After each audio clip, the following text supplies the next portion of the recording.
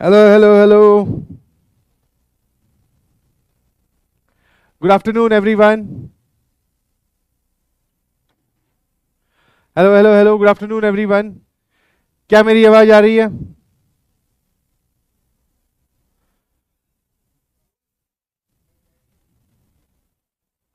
Hello, hello, hello. Good afternoon, good afternoon, good afternoon. क्या मेरी आवाज आ रही है और क्या मैं आप सभी लोगों को सुनाई दिखाई दे रहा हूं? एक बार ऐसा है तो बताओ फटाफट. कैसे लगो? Good afternoon, good afternoon, good afternoon. आ जाइए सभी लोग. आ जाइए. स्वागत है आप सभी का to this amazing platform of physics वाला. ठीक है. हाँ, जगह नई है थोड़ी, बट मजेदार है. यस और नो? क्या मेरी आवाज अच्छे से आ रही है? Haircut OP. बारिश ओपी, बहुत बढ़िया. हाँ, दिल्ली में बहुत भयंकर बारिश हुई है, बट हम लोग दिल्ली छोड़ चुके हैं. ये ऐसे ही बोलते रहे, एक बीच में चलता रहना चाहिए थोड़ा लतूफा, जिसमें बच्चे सोचे. Good afternoon, good afternoon, good afternoon. स्वागत है आप सभी का to this amazing platform of physics Wallah. और आज हम बात करने वाले हैं बेटा जी, lecture number 12. Good afternoon, good afternoon. Yes बेटा, आ जाइए. बहुत बहुत शुक्रिया. ये है हेलीकॉप्टर माइक. एक होता है collar mic, this is helicopter mic. ठीक है. विमान संख्या, Lakshya for JEE, relation and function, lecture number 12. उड़ने के लिए तैयार सभी यात्रीगण. अपना सीट बेल्ट बांध लें. आ जाओ, आ जाओ, आ जाओ. अरे भैया, चैट की स्पीड इतनी तेज है कि कुछ दिखाई ही नहीं दे रहा है, और अगर दिखाई दे रहा है तो मैं कुछ पढ़ नहीं पा रहा. बहुत सही. स्वागत है, स्वागत है. आ जाइए जी. आज वाले लेक्चर में हम बात करने वाले हैं बेटा जी. अच्छा, पहले मुझे ये बताओ, कितने लोगों ने 11th की dose lecture number 2 related to range of the function देख लिया? जिसने देख लिया लिखो YS. Yes sir. जल्दी से बोल दीजिए प्लीज. जिसने वो लेक्चर देख लिया एक बार बता दो कि हाँ सर, मैंने वो लेक्चर देख लिया है, ताकि मुझे पता चल जाए कि हाँ सर. बच्चे जो है, उसके नीचे के जो कमेंट्स थे आप लोगों के, मैंने पढ़े, बहुत ज्यादा मुझे इंप्रेसिव लगे. बहुत सारे लोग बोल रहे थे कि हाँ सर, हमें ऐसी डोज चाहिए, and that is very helpful. अब जो जो लोग देख के आए हैं उनकी बहुत फायदा होने वाला है आज, बिकॉज जो 11th वाले टॉपिक्स थे वो मैंने आपको लेक्चर नंबर 2 में 11th की डोज में पढ़ा दिया. आज हम रेंज निकालने के दूसरे मेथड्स देखेंगे. ठीक है. अरे वाह, लव यू बेटा, लव यू, बहुत सारा लव यू. तुम्हारी चैट की स्पीड बता रही है कि तुम काम करके आए हो. और जब इंसान काम करके आता है ना, तो बिलीव मी, ठीक है, उसके चेहरे में अलग कॉन्फिडेंस और आवाज में दम होता है. ठीक है. नहीं काम करके आता फिर वो चोरी चोरी करता है. समझ में? बहुत सही, वेरी गुड, बहुत बढ़िया सभी का. आज वाले लेक्चर में हम बात करेंगे, एक तो रेंज कैसे निकालते हैं, मतलब अब की बार जो मेथड हम देखेंगे वो बाकी 11th वाले मेथड्स को छोड़कर, जैसे dy/dx का यूज करके कंपोजिट फंक्शन के एक दो सवाल. ठीक है. और फिर उसके बाद में हम आगे चलेंगे व्हाट इज इक्वल और आइडेंटिकल फंक्शन, और उसके आगे हम आगे बढ़ेंगे. ठीक है जी. बहुत सही. अब जिसका तुम्हें था इंतजार, सभी लोग जो है होमवर्क, मैं मतलब हाँ, तुम लोगों को इस बार मुझे एक नया जुनून और जज्बा देखने को दिखाई दे रहा है, और मेरी आप सभी लोगों से रिक्वेस्ट है कि ये जो जुनून और जज्बा है, आप में कोई भी सवाल होमवर्क दिया जाता है, बहुत सारे लोग उसका सॉल्यूशन लिख देते हैं, बहुत सारे लोग उससे डाउट पूछते हैं. बहुत अच्छी बात है. दैट मीन्स कि आप एफर्ट कर रहे हैं, एंड वो कमेंट्स यही शो करते हैं कि आपने ट्राई किया. बहुत बढ़िया. तो भैया, होमवर्क मैंने आपको दिए थे कुछ चैलेंजर और कुछ सवाल, जिनके लिए बच्चे बोल रहे हैं कि सर हमें चैलेंजर सवाल, चॉकलेटी सवाल, और कौन से बवाल सवाल, सोचने वाले सवाल दिया करो. बहुत सही. ऑप्शन ए जो है वो आंसर आ रहा है बहुत सारे लोगों का. तो लेट्स सी. यहां पर ये देख रहे हो, 0 से 0. कलाकारी की मतलब हद है. कौन है सर ये कलाकार? मैं तो नहीं हूं. ठीक है, चलिए अपने यहां देखते हैं. नाउ फटाफट, जैसे की बात होती है हर बार, आपको लॉग के कितने एक्सप्रेशन दिखाई दे रहे हैं? सर हमें यहाँ पे लॉग के 2 एक्सप्रेशन दिखाई दे रहे हैं. फटाफट देखते हैं, ध्यान रखना. आ जाइए. हेलो हेलो, नजरें एकदम स्क्रीन पर. सबसे बाहर वाला लॉग जो है बेटा, उसके लिए ये नंबर है. ठीक है, उसके लिए ये नंबर है. तो पहले आप कंडीशन क्या बनाओगे? माइनस, ये पूरा जो लिखा हुआ है ये पॉजिटिव होना चाहिए. माइनस, बहुत जाड़ो चल रहा है, थोड़ा पतलो हो जा. Minus log x with base 3, ठीक है, का होल स्क्वायर, और साथ में है 5 log x with base 3 positive का, और -6. ये बाहर वाले लॉग के लिए ये नंबर है, तो ये क्या आएगा? पॉजिटिव. ठीक है. ये हुई हमारी कंडीशन नंबर 1. अब नाउ मैं आता हूं कंडीशन नंबर 2 पे. ध्यान सुनिएगा प्लीज. आपको कोई और भी लॉग दिखाई दे रहा है क्या? तो आंसर इज सर यस, हमें दो लॉग दिखाई दे रहे हैं, एक जो इस पूरे में बाहर लगा है, एक ये वाले जो बैठे हैं, और ये दोनों लॉग सेम ही है। तो मैंने पूछा इसके लिए क्या कंडीशन लगाओगे? लॉग x विद बेस 3 के लिए क्या कंडीशन होनी चाहिए? सर इसका जो नंबर है वो पॉजिटिव होना चाहिए। तो कंडीशन नंबर 2, पहला स्टेप जो होता है वो यही होता है कि आप कंडीशन ध्यान से बना लें, और दूसरा जो स्टेप है आप उन कंडीशंस को ध्यान से सॉल्व कर लें। आया ना? बहुत बढ़िया यार, सभी लोग, आर्यन है, राज है, और कौन है, मोनिका है, अंकित झा है, बहुत बढ़िया, शाबाश। अब इसको अगर मैं सॉल्व करने जाऊं तो कैसे सॉल्व करूंगा, जल्दी से बताओ। सर ये साफ साफ दिखाई दे रहा है, पहले तो आप पूरी इक्वेशन को नेगेटिव साइन से मल्टीप्लाई करो। मैंने कहा ये ठीक है, log x विद बेस 3 का whole square minus 5 log x with base 3, और यहां हो जाएगा +6। जब मैं पूरी इक्वेशन को एक नेगेटिव साइन से मल्टीप्लाई करता हूं, साथ साथ में स्टेप्स आप रिपीट करते जाएं प्लीज। सॉल्व करके आओ घर से, बहुत अच्छी बात है, बट यहां भी बोलो नेगेटिव साइन से मल्टीप्लाई करूंगा तो इनइक्वालिटी क्या हो जाएगी? रिवर्स। सभी को दिखाई दे रहा है, अब आप बड़े हो चुके हैं, क्लास 11th में होता तो मैं यहां पे एक स्टेप लिखता कि log x विद बेस 3 को आप t मान ले, log x विद बेस 3 को क्या मान ले? t। बट सर यहां दिख ही रहा है साफ साफ ये फैक्टराइज हो रहा है, क्या मैं डायरेक्टली इसके फैक्टर्स लिख दूं? और जिस जिसको बात समझ में आई है प्लीज बताइएगा। ठीक है, ये स्टेप करने के बाद में ये वाली चीज यहां लिखी हुई है, यहां लिखी हुई है, तो आपके पास दो फैक्टर्स आ जाएंगे, log x with base 3 minus 2 एक फैक्टर आ गया, और log x with base 3 minus 3 एक फैक्टर आ गया। This is less than 0। इसके आगे सॉल्व करने के लिए क्या करते हैं बेटा जी? सर वेवी कर्व मेथड, जब जब इनइक्वालिटी आएगी तब तब वेवी कर्व मेथड आएगा। जल्दी से देखो, आया ना? बहुत बढ़िया। अब मुझे ये बताओ कि ये वाली चीज 0 कब होगी? तो आप बोलोगे sir log x with base 3 is equal to 3, इस फैक्टर को 0 करोगे, मतलब सर x की वैल्यू आएगी 27। और मैंने पूछा इस फैक्टर को अगर 0 करना है तो sir log x with base 3 की वैल्यू होनी चाहिए 2। यहां से आप बोल सकते हो x बराबर 3 की पावर 2, जिसको आप बोलते हो 9। तो सर दो फैक्टर्स आ गए, 9 एंड 27। सुनते जाना, सही चल रहेगा? आया ना? बहुत सही, आ जाओ। नाउ सर साइन चेक करते हैं, ठीक है, ये हमने रूट्स निकाल लिए, इसको प्लॉट कर लिया। अगर आप 27 से बड़ा नंबर यहां रखोगे तो ये पॉजिटिव आएगा, है ना? 27 से बड़ा यहां पे 81 रख लो, पॉजिटिव आएगा। फिर आप ये करो 9 और 27 के बीच में कुछ भी रखोगे तो नेगेटिव आएगा। क्यों? क्योंकि नेगेटिव इसलिए आएगा क्योंकि 9 और 27 के बीच में ये तो पॉजिटिव रहेगा बट ये नेगेटिव हो जाएगा। मेरी बात समझ पा रहे हो शायद, एकदम क्लियर है। और 9 से छोटा कुछ भी रखोगे, 9 से छोटा बट 0 से छोटा नहीं रख सकते बिकॉज ये कंडीशन है, तो सर ये फिर से पॉजिटिव आएगा। यहां पर आपको क्या मैं ये बोल दूं कि यहां 0 भी बैठा है, क्योंकि ये कंडीशन क्या बोल रही है कि 0 से बड़ा होना चाहिए, और ये कंडीशन क्या बोल रही है सर 9 से छोटा और 27 से बड़ा, है ना? तो ये आ गया। क्या मैंने ठीक किया क्या? है ना? बट सर आपने गड़बड़ कर दी। मैंने कहा पूछा क्या, बाकी सब ठीक है, अब की बार ये पॉजिटिव नहीं पूछ रहा, ये पूछ रहा है नेगेटिव। तो 9 और 27 के बीच का हमें पार्ट चाहिए, 27 और 9 से छोटा नहीं, 9 और 27 के बीच का, बिकॉज इनइक्वालिटी क्या है? नेगेटिव वाली है। समझ गए कि नहीं समझे? बहुत सही। नाउ जब मैं फाइनली इन सब का इंटरसेक्शन लूंगा तो जवाब आप सभी को दिखाई दे रहा है। जवाब आ जाएगा बेटा x बिलोंगिंग टू 9 से लेके 27, जिस जिसका जवाब एकदम मैच कर गया, ऑप्शन ए जिस जिसका आंसर आ गया है, प्लीज सेंड थम्स अप। जीडीबीडी होगी सही, ठीक है। हाँ, मुझे वो हर बार अपने को पॉजिटिव लेने की आदत है ना, तो हम क्या करते हैं पॉजिटिव वाले पे आंसर बोल देते हैं, बट यहां पे सर हमें नेगेटिव लेना है बिकॉज आपने नेगेटिव साइन से मल्टीप्लाई कर दिया था। आसान सा सवाल, जिस जिसका जवाब एकदम मैच कर गया प्लीज सेंड थम्स अप कि हाँ सर, यस सर लिख के भेज सकते हैं। अगला सवाल, जो जो बच्चों ने कमेंट किया दैट इज कि सर यहां पर प्रिंटिंग मिस्टेक है, आप बिल्कुल सही बोल रहे हो, आपकी प्रिंटिंग मिस्टेक जो आपने पहचानी है वो बिल्कुल सही। सर ये वाला जो नंबर है ये 5 होगा, और ये वाला जो नंबर है ये -5 होगा पूरा, मतलब ये रूट नहीं लगा हुआ इस पे, ठीक है। This is printing mistake from my side, आपका इसमें कोई दोष नहीं है, अपने आप पे बिल्कुल भी शक मत करिएगा ना। जब मैं इस सवाल को सॉल्व करने गया तो वापस जैसे आप पिछले सवाल में सोच रहे थे कितने लॉग हैं, जितने लॉग उतने ही नंबर, और उन सबको पॉजिटिव बनाओ। मैंने पूछा यहां पे कितने रूट दिखाई दे रहे हैं, तो मुझे यहां पर 2 रूट दिखाई दे रहे हैं, समझ में आया, एक सबसे बाहर लगा हुआ है।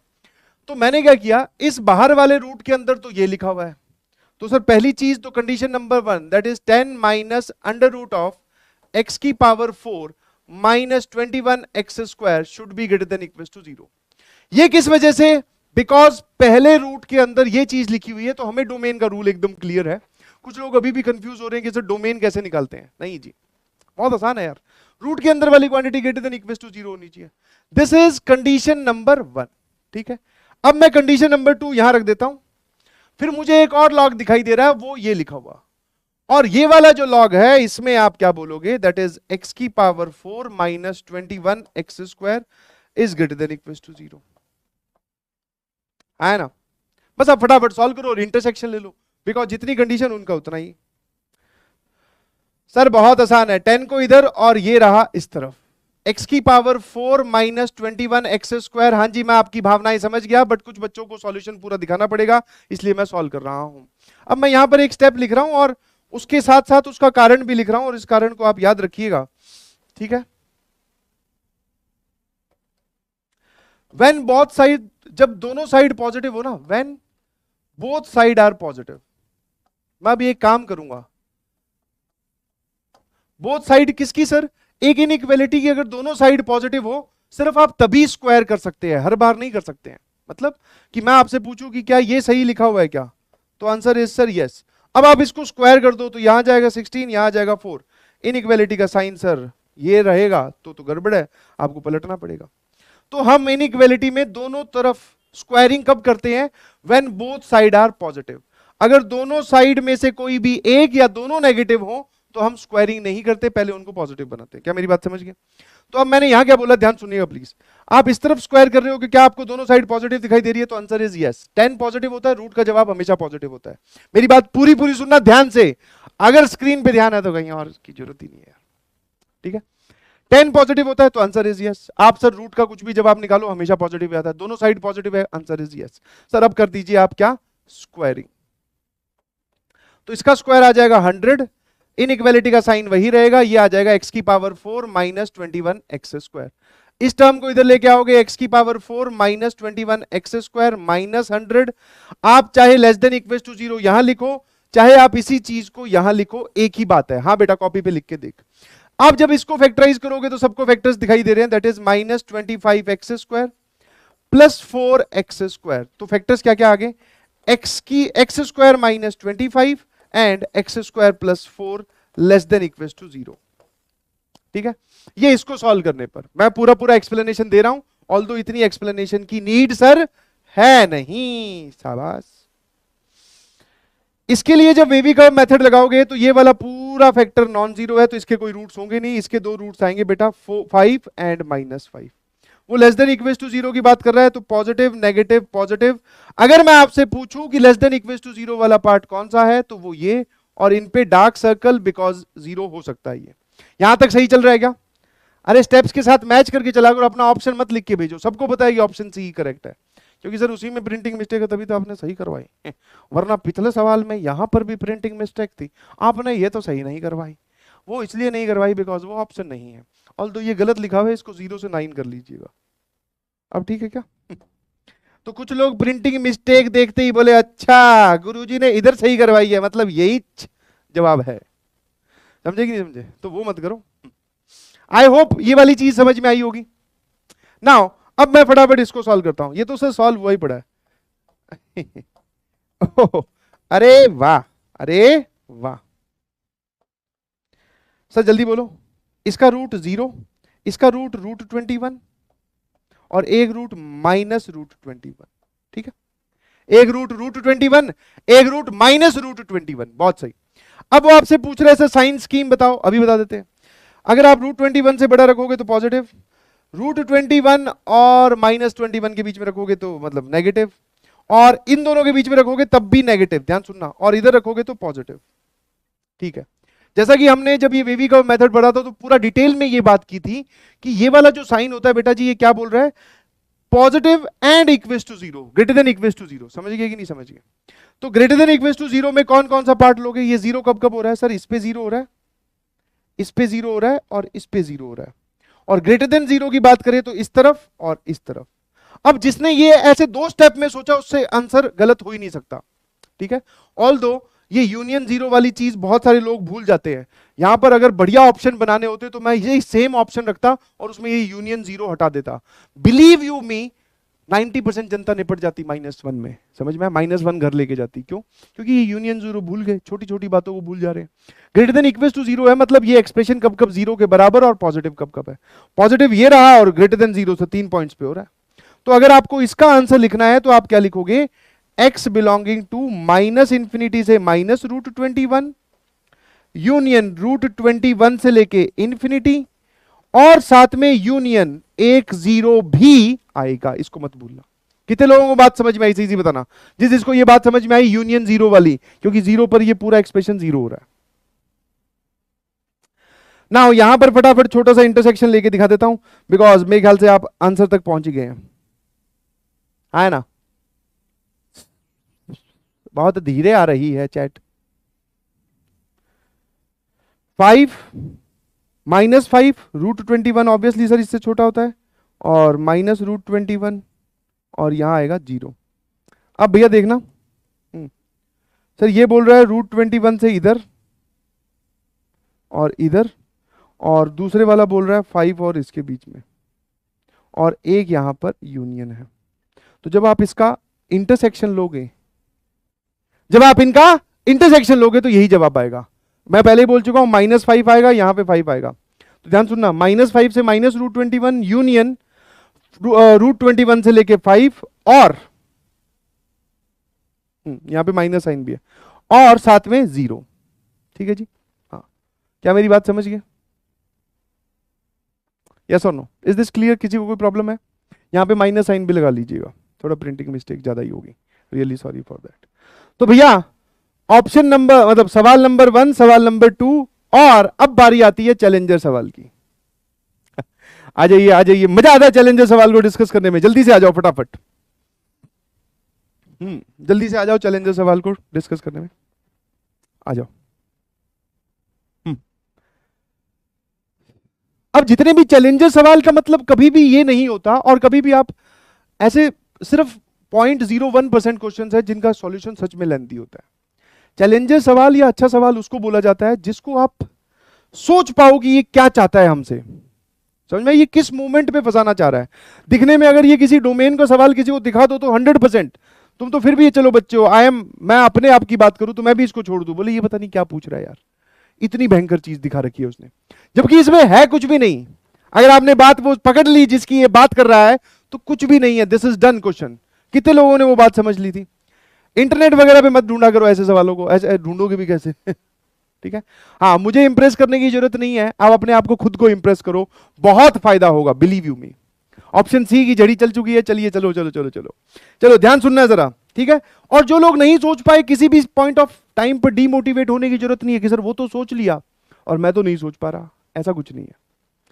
जब आपको एक सवाल करवाया जाता है तो आप उसको सोचो, नहीं सोच पा रहे हो तो फिर यहां आके सीखो कि आप कहां अटके और हमें क्या चीज का ध्यान रखना था। आप अपने दिमाग में जितना एक्सपीरियंस, अभी तो बोला जाता है मैथ्स में बहुत सारे क्वेश्चन सॉल्व करो, ऐसा क्यों? क्योंकि हर एक सवाल हमें कुछ एक्सपीरियंस देके जाता है कि भैया इसमें ऐसा हुआ था, आगे से ध्यान रखना, इसमें ऐसा हुआ था, आगे से ध्यान रखना। और आपकी maths is directly proportional to, always remember this formula. मैं फिजिक्स केमिस्ट्री की बात नहीं कर रहा हूं, your maths skills is directly proportional to number of questions आपने सॉल्व किए। जितने ज्यादा आप सवाल सॉल्व करोगे उतनी ही आपकी ज्यादा अच्छी मैथ्स होगी। ठीक है? क्या मेरी बात समझ गए? अब ध्यान सुनना, स्टेप बाय चले। तो सर मुझे यहां दिखाई दे रहा है एक्स फैक्टोरियल। आप हमें भली भांति बता के गए थे कि एक्स फैक्टोरियल का मतलब, अगर आप इसको डिफाइन रखना चाहते हो तो एक्स क्या होना चाहिए? Whole number.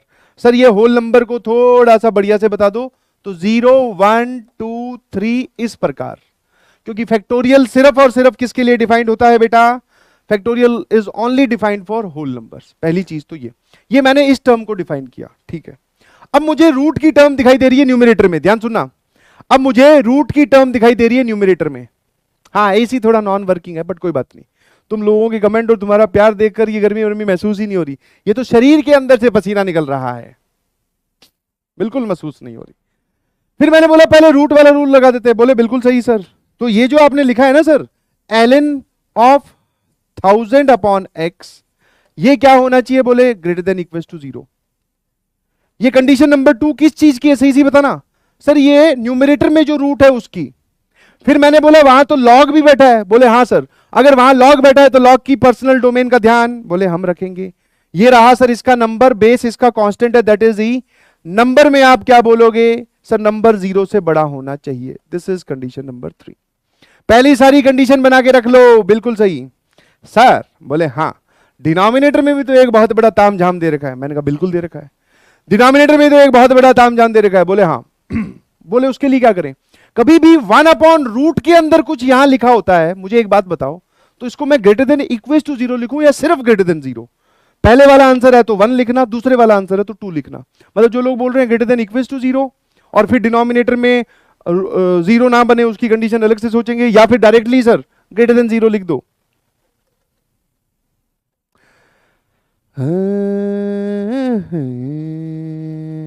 भैया पहली बार देख के मैं भी घबरा गया था। मैं कहा यार ये क्या है, बहुत, क्योंकि मतलब ऐसा नहीं है कि इसका सॉल्यूशन क्या होगा। फिर मैंने कहा यार ये ग्रेटेस्ट, मतलब मैं अपना फर्स्ट थॉट शेयर कर रहा हूं। मैं अपना फर्स्ट थॉट क्या शेयर कर रहा हूं, जब मैंने सवाल देखा तो मैंने कहा यार ये ग्रेटेस्ट इंटीजर और इसके केस बना बना के पागल हो जाएंगे। बोले ऐसे तो हम इतना ज्यादा कौन सॉल्व करेगा। फिर मैंने कहा चलो देखते हैं एक बार क्या है इसमें तामझाम, लेट्स से। तो इसके लिए हम जो कंडीशन बनाएंगे दैट इज ग्रेटर देन 0। तो मेरे ख्याल से आपके पास चारों कंडीशंस आ चुकी हैं, ठीक है। अब ध्यान से सुनिएगा बेटा, क्या सुनिएगा ध्यान से। चलिए जी, पहले इसको सॉल्व कर लेंगे अलग से। थोड़ा सा कंजूसी बरत रहा हूं बिकॉज मुझे ये सवाल पूरा इसी पे ही एक्सप्लेन करना है। सर ये सवाल इतना पूरा एक्सप्लेन हो जाएगा, यहां तो जगह ही नहीं बची, इसका मतलब कुछ गड़बड़ है। गड़बड़ मतलब कुछ अच्छी चीज आने वाली है, ध्यान सुनना प्लीज। 1000/x, इसका बेस है ई, ई इधर जाएगा तो इधर क्या आएगा, e की पावर 0, और e की पावर 0 कितना होता है 1। क्या आप लोगों को ये बात समझ में आई? और आपने सर इनइक्वालिटी क्यों नहीं बदली? बिकॉज जिसको आप इधर भेज रहे हो वो सर 1 से बड़ा है। मैंने कहा बहुत बढ़िया। अब एक कलाकारी कर रहा हूं। अच्छा आप कितने लोग इस बात से एग्री करते हैं कि सर ये सबका इंटरसेक्शन हमें लेना पड़ेगा, सबका इंटरसेक्शन लेना पड़ेगा, कि फाइनली जितनी कंडीशन बनती है, कंडीशन नंबर 1 ये रही, कंडीशन नंबर 2, 3 एंड 4, तो इसके हिसाब से वो सारा का सारा हमेशा क्या है, होल नंबर। अब मुझे यहां पे देख के बताना 1000/x को आप पॉजिटिव चाहते हो तो ऑब्वियसली सर x भी पॉजिटिव होना चाहिए बस, क्योंकि 1000 तो हमेशा ही पॉजिटिव है। मैं एक कलाकारी कर रहा हूं छोटी सी, ध्यान रखना कि सर होगा वैसे 0 यहां पर, इसके हिसाब से 0 अलाउड है, बट सर इसके हिसाब से 0 पर ओपन ब्रैकेट आ गया, यहां पर 0 अलाउड नहीं है। तो इसका मतलब अभी तक इन दोनों कंडीशंस के हिसाब से आप रख सकते हो 1 2 3 4 ऐसे टाइप के नंबर। और सर अगर 1 2 3 4 इन दोनों कंडीशंस के हिसाब से रखा जाएगा तो सब में आप 1 2 3 4 टाइप के ही रख पाओगे, या फिर इससे कम, इससे ज्यादा नहीं। आप नहीं रख सकते 1.1, क्योंकि 1.1 इसको सेटिस्फाई नहीं कर रहा। चारों कंडीशन को सेटिस्फाई करने वाला रखा जाएगा कि नहीं, बोलो हाँ या ना। बोले हाँ सर। अब मेरी बात ध्यान सुनना, मैं एक कलाकारी कर रहा हूं जिसपे बहुत सारे लोग ऑब्जेक्शन करेंगे, बट आपके दिमाग में इनका इंटरसेक्शन घूमना चाहिए। मैं इस एक्स को इधर ले गया और कुछ लोगों का हाजमा खराब, बोले सर ऐसे कैसे। ठीक है, अब समझने वाला इंसान होगा वो यही समझ के चला जाएगा, जो समझने वाला नहीं है वो डाउट में फिर से एक बार चिल्लाएगा। मैंने यहां पर इस x को इधर भेजा, क्या सोच के भेजा ये बताओ। सर आपने तो बोला था क्रॉस मल्टीप्लीकेशन अलाउड नहीं है और आप x को इधर भेज रहे हो। तो क्रॉस मल्टीप्लीकेशन अलाउड तब नहीं है जब हमें x का पता ना हो। अब मुझे 100% पता है कि x भैया या तो क्या होगा, अब 1 2 3 4 इस टाइप का इंसान हो सकता है, क्योंकि इसका और इसका इंटरसेक्शन ही वही आ रहा है। जब x 1 2 3 4 इस टाइप का इंसान हो सकता है तो कितने लोग एग्री करते हैं कि x पॉजिटिव है, तो भेज दो इधर। यस और नो? क्या मेरी बात समझ में आई? तो मैंने ये वाला जो स्टेप किया है, मैं पहले ही बोल दे रहा हूं चिल्ला चिल्ला के, ये वाला जो स्टेप किया है ये कंडीशन 1 और 3 के इंटरसेक्शन के बाद में किया है।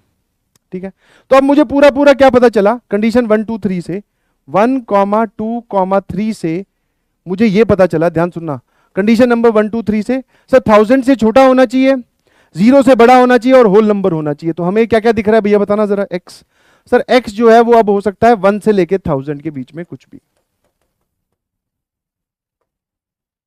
ठीक है, यहां तक कितने लोग एग्री करते हैं? बहुत सही। अब आते हैं इस तामझाम पे, और ये तामझाम जो है ना भैया बहुत भयंकर तरीके से डराया है। अब जब आपको कंडीशन 1 2 3 से पता चल गया, ध्यान रखिएगा इसका जो बेसिक लॉजिक है इस सवाल का, जो इसको डिफिकल्ट बनाता है, उसका पिटारा अब खुलने वाला है। सर आपको यह तो पता चल गया कि आप इंटीजर रखोगे, मैंने कहा हाँ। तो एक बात बताओ, जब इस इक्वेशन में चाहे और कोई सा भी नंबर सेटिस्फाई कर रहा हो, अभी मैं इन तीनों की बात नहीं करता हूं, मान लो इस इक्वेशन को, मान लो ऐसे मेरे कहने से मान लो मुझे नहीं पता सेटिस्फाई कर रहा है कि नहीं। मान लो इसको x equal to half satisfy कर रहा है, मान लो, मान लिया। कुछ बोले क्यों मान ले, तो फिर बेटा तेरा ईगो प्रॉब्लम है, मैं क्या कर सकता हूं। इसको x बराबर हाफ सेटिस्फाई कर रहा है, बट सर हाफ क्या हमारे फाइनल आंसर में रिफ्लेक्ट होगा कभी? मतलब जब आप डोमेन बताओगे तो क्या वहां पे हाफ आएगा कभी? तो आंसर इज नो, क्योंकि सर हाफ इसको सेटिस्फाई नहीं कर रहा, ठीक है, और हाफ हाँ इसको सेटिस्फाई नहीं कर रहा। फाइनली आप वही x लिखोगे जो तीनों या चारों को सेटिस्फाई करे। तो अब मेरी बात ध्यान सुनना, इस लॉजिक से इस सवाल को सॉल्व करो कि भैया यहां पर जो है वो यही वाले x आ सकते हैं या इनसे कम, इनसे ज्यादा कोई नंबर नहीं आएगा। मतलब 1 2 3 इस टाइप के लोग, 1.2 2.3 इस टाइप के लोग आंसर में नहीं आ सकते। तो मैं अब इन जवाबों में से जवाब छांट रहा हूं, ध्यान रखना। x जो है वो नेचुरल नंबर हो सकता है, कितने लोग बात कर सकते हैं, ध्यान सुनिएगा प्लीज। अब एक बार बताओ, जब x नेचुरल नंबर ही है कंडीशन 1 2 3 के हिसाब से, how many of you agree कि सर ये पार्ट जीरो हो गया? किसी भी इंटीजर का फ्रैक्शनल पार्ट क्या होता है सर? जीरो। किसी भी इंटीजर का फ्रैक्शनल पार्ट क्या होता है? जीरो। समझ में आया? ये फैक्टर ही गया। ये बात चमकेगी नहीं, बिकॉज ये गूजबम्स वाला स्टेप से, ध्यान रखना बस, स्टेप्स बोल रहा हूं, ये गूजबम्स वाला स्टेप है। यही सोचना था बस कि x आप इंटीजर रखोगे सर, उसका फ्रैक्शनल पार्ट जीरो, और कोई भी ग्रेटेस्ट इंटीजर ऑफ x अगर इंटीजर हो तो ये x के ही बराबर होता है। तो यहां पर ये x स्क्वायर लिखा हुआ है। कितने लोगों को बात समझ में आई? जो सवाल घर पे नहीं सोच पाए थे, बस ये इतना सही है कि भैया इंटीजर सेटिस्फाई करेंगे अगर करेंगे तो, और इंटीजर का फ्रैक्शनल पार्ट जीरो होता है। अब प्लीज यहां पर ये मत पूछिएगा बार बार, डाउट में मैं क्लियर कर चुका हूं, फिर से एक बार और बोल देता हूं, x जो है वो फाइनली नेचुरल नंबर होगा अगर इनकी डोमेन में लाई कर रहा होगा, अगर आप फाइनल आंसर कोई बताना चाहते हो तो। और अगर x नेचुरल नंबर है तो उसका फ्रैक्शनल पार्ट क्या होगा? सर नेचुरल नंबर मतलब इंटीजर, इंटीजर मतलब फ्रैक्शनल पार्ट जीरो, और उसका ग्रेटेस्ट इंटीजर क्या होगा? सर ये x ही होगा, और इस पे स्क्वायर लगा हुआ है। मैंने पूछा ये इक्वेशन बची क्या? सर ये बची 1000x स्क्वायर, ये पूरा गया, ये बची सर 990, और आपने ग्रेटेस्ट इंटीजर की जगह x क्यों रख दिया? क्योंकि जब x इंटीजर होता है तो चाहे आप उसका ग्रेटेस्ट इंटीजर लो या x एज इट इज, दोनों बराबर होते हैं। बहुत बढ़िया। और सर -50x प्लस 60 बराबर 0। सर ये क्या लिखा हुआ है? सर ये लिखा हुआ है 10x स्क्वायर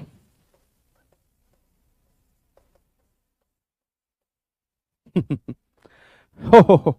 सर फाइनली कहां पर आए? हमारे पास ये वाली चीज आई, 10x square -50x plus 60 greater than 0। अरे सर समझ पा रहे हो भाई साहब ने कितनी जोरदार कलाकारी की है? बस यही सब चीजें सोचनी होती है, समझे कि नहीं समझे? x-2 into x-3 greater than 0।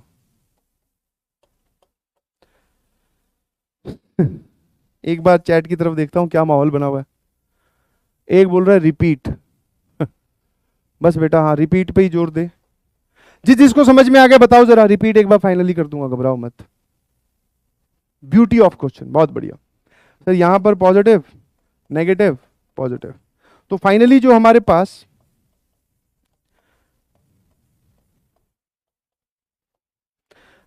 पास लास्ट कंडीशन थी, ध्यान सुनना,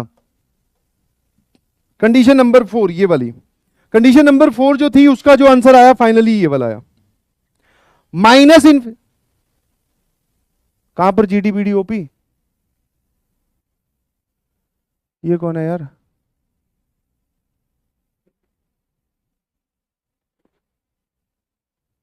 क्रिस्टल क्लियर है, बहुत सही। अब यहां बताओ, ठीक है ना? ये 10x स्क्वायर -50x प्लस 60, बिल्कुल सही। अब मेरी बात ध्यान सुनना कि वो बोल रहा है -∞ से 2 होना चाहिए और 3 से इन्फिनिटी होना चाहिए, और हमें पहली स्लाइड में पता चल गया कि नेचुरल नंबर होगा। तो 2 से छोटा और 3 से बड़ा, 2 और 3 दोनों ही अलाउड नहीं है। कौन कौन से नेचुरल नंबर होते हैं? 2 से छोटा और 3 से बड़ा, बट 1000 से भी छोटा। कौन कौन से नेचुरल नंबर होते हैं? Sir option C is correct. समझे कि नहीं समझे? ऑप्शन सी इज करेक्ट, एकदम क्रिस्टल क्लियर, मजे आ गए। एक बार देखो जरा, मैं वापस से रिपीट करता हूं, ध्यान सुनना। जो सबसे पहला फैक्टर मुझे यहां पे दिखाई दिया वो था x फैक्टोरियल, और फैक्टोरियल तभी डिफाइंड होता है जब उसके अंदर लिखा हुआ x, मतलब वो क्या हो? Whole number.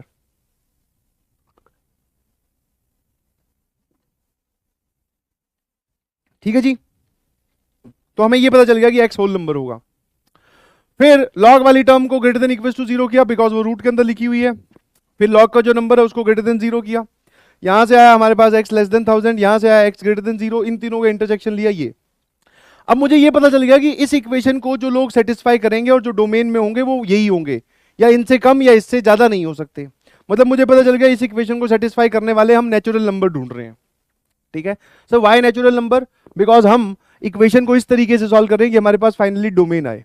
अगर मैं आपको इंडिपेंडेंटली ये वाला सवाल सॉल्व करने के लिए दे दूं, इंडिपेंडेंटली, ध्यान सुनना, अब मैं बता, तुम्हारे बहुत सारे लोगों के अब जो मन में डाउट है ना वो अब दूर हो जाएगा। इंडिपेंडेंटली अगर ये वाला क्वेश्चन सॉल्व करने के लिए दे दूं तो तुम ये क्वेश्चन नहीं सॉल्व कर पाओगे, या फिर अगर सॉल्व भी कर पाए, मैंने भी नहीं ट्राई किया है, तो बहुत सारे केसेस बनाने पड़ेंगे। और अगर मान लो वो डाउट सेक्शन में रखता है कि सर आप एक बार इसको इंडिपेंडेंटली सॉल्व करके दिखाओ, तो आंसर इज नो। समझ में आया? क्योंकि सवाल जिस हिसाब से जिस कंडीशन के लिए बनाया गया आप उसको वही सॉल्व करो ना भाई। समझ में आया? हाँ सर कार को उड़ा के दिखाओ, साइकिल में साइकिल को पानी में चला के दिखाओ, इन सब बातों का कोई जवाब नहीं है। तो this equation is meant for this question only. तो हमें यह पता है कि x जो रखा जाएगा वो नेचुरल नंबर है, तो भैया फ्रैक्शनल पार्ट तो गया और ग्रेटेस्ट इंटीजर की जगह x आ जाएगा। सॉल्व किया, जवाब आ गया।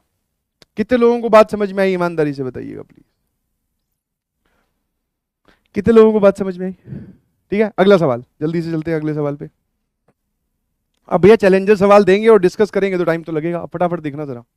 यहां पर कौन कौन सी टर्म मैं बनाऊं? सर पहली टर्म में लॉग अकेला बैठा है, लॉग के अंदर ये है, नंबर की जगह ये लिखा हुआ है। ठीक है, लॉग के अंदर नंबर की जगह लिखा हुआ है signum of 9 minus x square. Sir आपने बोला था कि नंबर हमेशा क्या होना चाहिए? पॉजिटिव। तो लॉग का जो नंबर है वो क्या बना दिया? पॉजिटिव।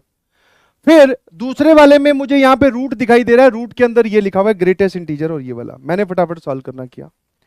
तो ग्रेटेस्ट इंटीजर का cube -4 times greatest integer of x greater than equals to 0। This is condition number 2 and this is condition number 1। बहुत आसानी से देखते ही हमें यह पता चल गया कि हमें क्या करना है ना? सर एक बात बताओ, सिग्नम की जो वैल्यू होती है वो 3 ही आउटपुट देता है। ये तीन ही आउटपुट कौन कौन सी? या तो 1 या -1 या 0।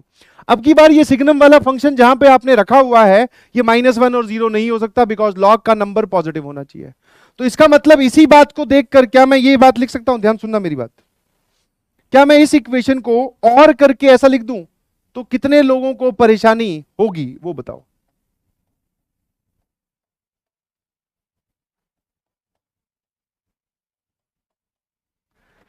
कि ये इक्वेशन लिखो या ये इक्वेशन लिखो, मैथमेटिकली एक ही बात है। बोले सर कैसे? सिग्नम की वैल्यू पॉजिटिव आनी चाहिए, मतलब 0 से बड़ी। तो सिग्नम की एक ही वैल्यू होती है 0 से बड़ी, वो होती है 1, बस। तो ये लिखो, मतलब ये लिखो। ठीक है, अब ये बताओ सिग्नम का आंसर 1 कब आता है? सर सिग्नम का आंसर 1 तब आता है जब उसके अंदर लिखा हुआ इंसान पॉजिटिव हो। समझ गए? और जब आप पूरी इक्वेशन को नेगेटिव साइन से मल्टीप्लाई करोगे तो एक्स स्क्वायर -1 नेगेटिव आएगा, यहां से फैक्टर आ जाएंगे x -3 into x plus 3 less than 0। Wavy curve method आप बना लेंगे, यहां से जवाब आएगा -3 से लेके 3। ये इसका आंसर है। ठीक है, कितने लोग बात करते हैं? अरे वाह, ओके, एग्रीड, बहुत सही यार। अब इधर आ जाओ। सर यहां पर जो है, यहां कौन है? ग्रेटेस्ट इंटीजर वाले भाई साहब है। मैंने कहा कोई बात नहीं, कोई से भी हो हम निपटा देंगे। ग्रेटेस्ट इंटीजर कॉमन लो, तो एक ग्रेटेस्ट इंटीजर कॉमन लिया, यहां बचेगा greatest integer of x square -4 greater than equals to 0। और फैक्टराइज हो रहा है क्या? बिल्कुल सर।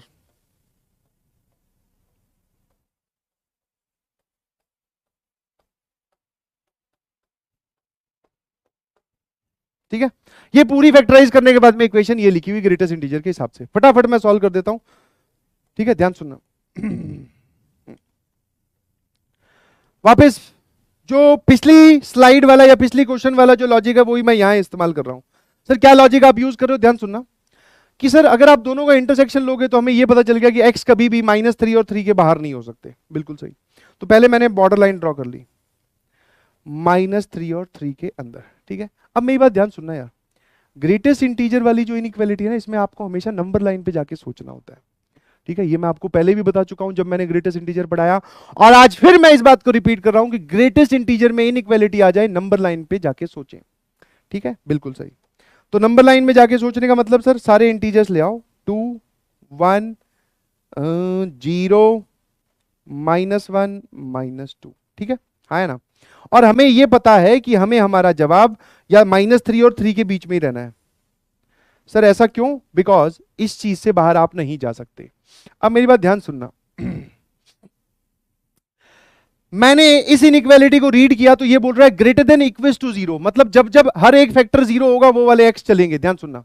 तो मैं पूछ रहा हूं ये वाला फैक्टर कब कब जीरो होता है? ये एक पॉइंट पे नहीं सर, ये लाखों करोड़ों पॉइंट्स पे जीरो होता है। मैंने कहा कौन कौन से पे? बोले sir greater than equals to zero से लेके 1 तक आप चले जाओ। अगर आप यहां से कोई भी एक्स लेते हो 0 और 1 के बीच में, ये फैक्टर जीरो हो गया। मैंने कहा इस फैक्टर को जीरो करना हो तो बोले सर उसके लिए ग्रेटेस्ट इंटीजर ऑफ एक्स को 2 होना पड़ेगा। मैंने कहा बिल्कुल सही। उसके लिए एक्स को क्या होना पड़ेगा? बोले सर 2 से लेके 3। अभी मैं इन इक्वेलिटी को सॉल्व नहीं कर रहा हूं बेटा, अभी तो मैं ये चेक कर रहा हूं ये फैक्टर और ये फैक्टर कब कब जीरो होगा। क्या सर ये तीनों फैक्टर में से कोई एक या तीनों जीरो हो सकते हैं? तो आंसर इज यस, बिकॉज यहां पर इक्वेलिटी लगी है।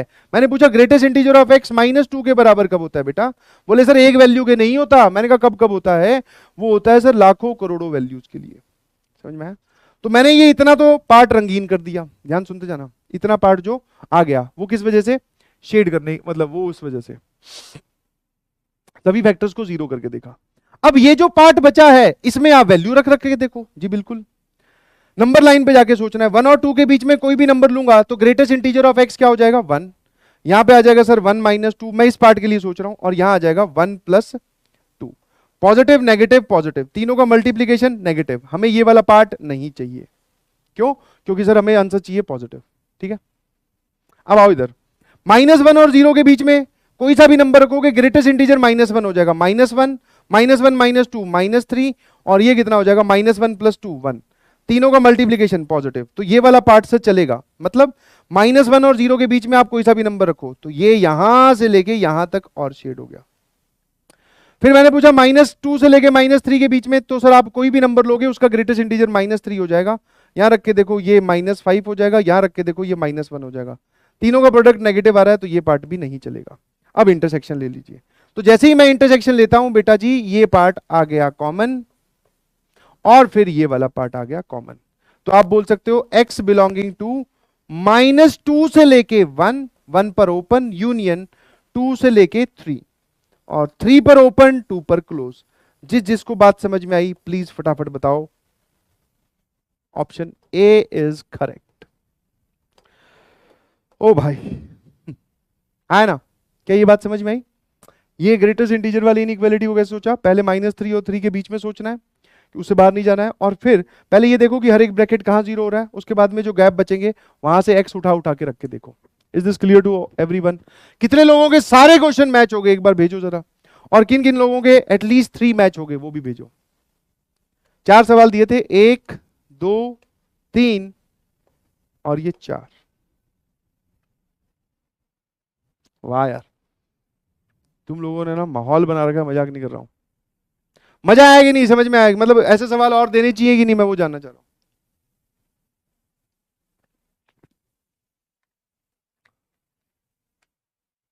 हाँ 3 आउट ऑफ 4 बहुत सही, 3 हो जाने चाहिए। सोचो यार, सवालों को सोचना सीखो। आपको समझ में आ गया होगा चैलेंजर वाले जो क्वेश्चंस होते हैं इसमें सोचना पड़ता है सर। बहुत सही, वेरी गुड, शाबाश।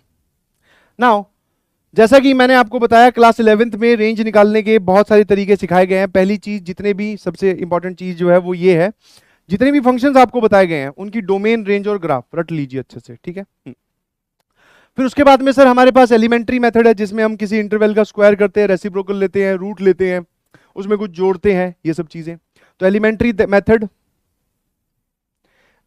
मेथड आप बोल दीजिए। और सर ये 4 format, quadratic upon quadratic, linear upon quadratic, ये स्पेशल फंक्शन, ट्रिग्नोमेट्रिक, एएमजीएम, इनइक्वालिटी। और कंपोजिट फंक्शन भी मैंने क्लास 11th में बता दिया था, मैं फिर से बता दूंगा अब। ठीक है, तो दिस इज कवर्ड इन, बोलो बोलो बोलो, कहां पर कवर्ड हो गया? कवर्ड इन 11th की डोज लेक्चर 2। हाँ जी, मैंने बोला था देख के आना, आई होप आप देख के आए होंगे। ठीक है, आज हम बात करने वाले हैं इन दोनों की, the range using dy/dx, range using dy/dx and composite function की रेंज कैसे निकालते हैं, और फिर हम आगे बढ़ेंगे। आए ना?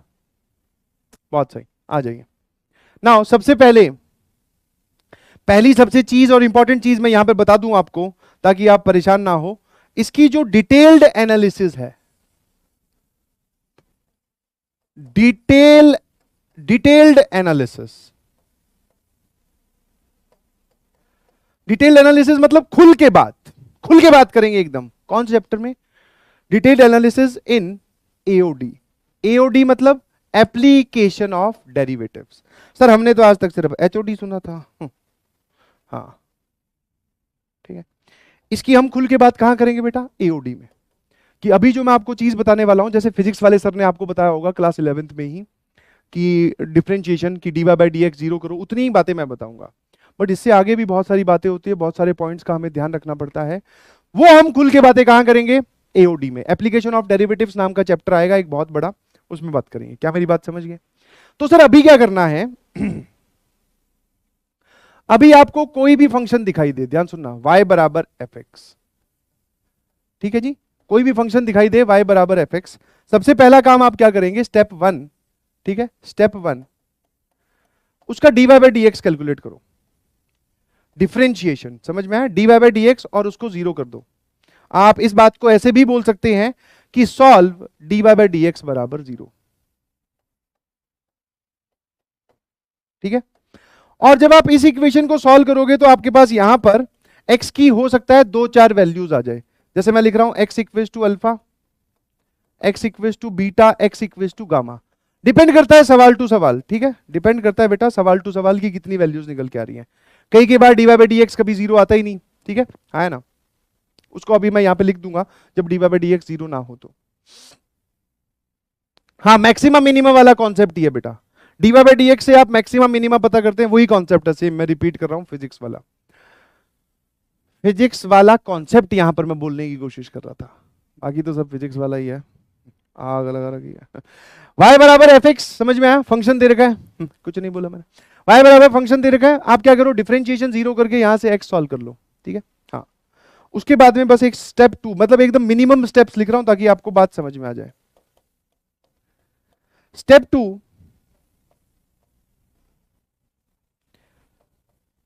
कैलकुलेट की स्पेलिंग भूल गया, बताओ। Calculate value of function, calculate value of function at x equals to alpha beta gamma dot dot dot, जितने x निकल के आए वो, and at end points of domain. बस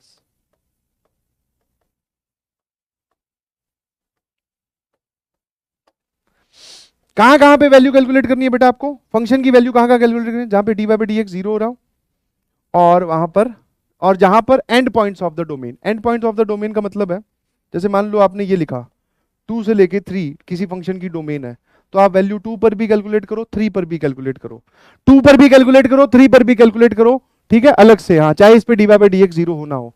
तो मतलब फाइनली अगर मैं अपने दोनों स्टेप्स को ब्रीफ में समझाना चाहूं तो ध्यान से सुनना जरा। Yes, hello hello.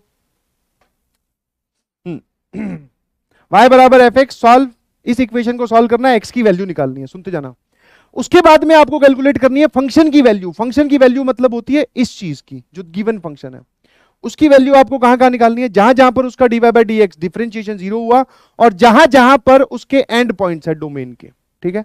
अब मेरे दिमाग में या आपके दिमाग में ये पक्का आया होगा कि अगर सर ओपन ब्रैकेट हो तो क्या करेंगे? समझाएंगे, घबराओ मत। ओपन ब्रैकेट जब आएगी तभी तो मैं बोल रहा हूं खुल के बात करेंगे, तब हम लिमिट की तरफ जाते हैं, ठीक है, लिमिट की तरफ, लिमिट का यूज करते हैं। क्या मेरी बात समझ गए? है ना? इसमें आप नोट करके ये वाली बात लिख सकते हो, आप नोट करके ये वाली बात लिख सकते हो, ध्यान सुनना, कि सर अगर मान लो इफ, हाँ ये भी dy बाई डी एक्स वाली चीज ही है, if dy by d x is positive always, is positive always, मतलब आपने बोला कि dy by d x zero करो, सर हो सकता है dy by d x zero हुआ ही नहीं, dy बाई डी एक्स जो है वो क्या आ गया? पॉजिटिव। फंक्शन कैसा कहलाएगा जरा बताना? फंक्शन कैसा कहलाएगा? फंक्शन कहलाएगा sir increasing. F x is an increasing function, ठीक है, F x is an increasing function. Sir ये इंक्रीजिंग फंक्शन क्या होता है ये तो समझा दो। समझाया था?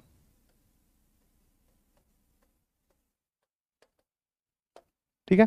आप इंक्रीजिंग फंक्शन के नाम पे बेटा हमेशा ये वाला ग्राफ याद रखो, ऑल तो बहुत सारे ग्राफ होते हैं बट मैं बोलूंगा कि ये वाला ग्राफ याद रखो, ठीक है। एक्स बढ़ाने पर वाई बढ़े, समझ में आया? एक्स बढ़ाने पर वाई बढ़े, जैसे जैसे आप एक्स बढ़ाओगे आपको वाई जो है वो क्या मिलेगा, मैक्सिमम मिलेगा, समझ पा रहे हो? तो अगर dy बाई डी एक्स हमेशा पॉजिटिव आए तो ये। दूसरा जो पॉइंट आप समझ ही गए होंगे, क्या लिखवाऊंगा, इफ यू फाइंड कि जो dy बाई डी एक्स है वो हमेशा क्या आ रहा है, नेगेटिव ऑलवेज। अब की बार जीरो नहीं हो रहा बट सर नेगेटिव है ऑलवेज, तो आप इसके लिए fx को क्या बोलोगे, इसके लिए सर हम fx को बोलेंगे, fx कैसा होगा,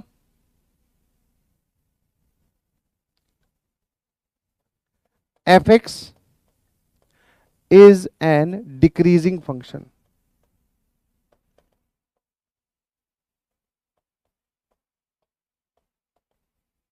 ठीक है, पहले नोट कर लो सर, डिक्रीजिंग फंक्शन का कैसा ग्राफ याद रखना है दिमाग में। ऐसा नहीं है कि एक ही ग्राफ होता है, फिर बोल रहा हूं ध्यान रखना, ऐसा नहीं है कि एक ही ग्राफ होता है, बहुत सारे ग्राफ होते हैं। डिक्रीजिंग मतलब ऐसा, ठीक है। एक्स बढ़ाओगे तो वाई घटेगा, और उसमें क्या है सर, एक्स बढ़ाओगे तो वाई बढ़ेगा, आया ना? क्या मेरी बात समझ गए? हाँ, एग्जाम्पल वगैरह देंगे बेटा, घबराओ मत, पहले आपको ये समझना है, ये दो छोटे से पॉइंट समझ में आए। इसके लिए क्या याद रखना है, इंक्रीजिंग फंक्शन कौन सा, जितना आप एक्स बढ़ाओगे उतना वाई बढ़ता जाएगा, अगर dy बाई डी एक्स हमेशा पॉजिटिव है तो।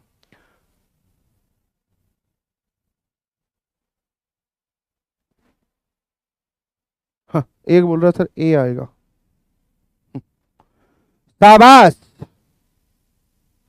यहां पर इंग्लिश वाली मैडम पढ़ा रही है क्या?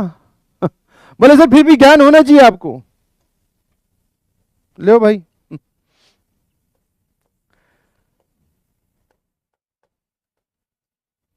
ये डॉट आएगा इसके बाद में, और ये नेगेटिव ऐसे लिखना अलाउड है या पूरा लिखूं, NEGATIVE ऐसे?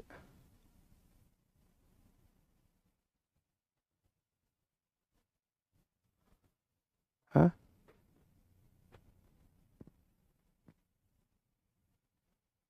ये एरो अलाउड है यहाँ पे ऐसे बेटा, वो जो बता रहा था सर। एक तो आपको बताओ, ऊपर से आप हमारा ही मजाक उड़ाते हो, अबे ये सब चीजें नहीं बतानी है भैया, ठीक है। हाँ, क्या मेरी बात समझ गए? बहुत सही। चलिए, अब जैसे हमारे सामने ये वाला फंक्शन आया और मैं आपको फंक्शन की रेंज निकालने के लिए बोल रहा हूं, ध्यान सुनिएगा, शाबाश, बहुत बढ़िया चाँद। ठीक है, अब यहां आ जाओ। मैंने आपको ये फंक्शन दिखाया, समझ में आया?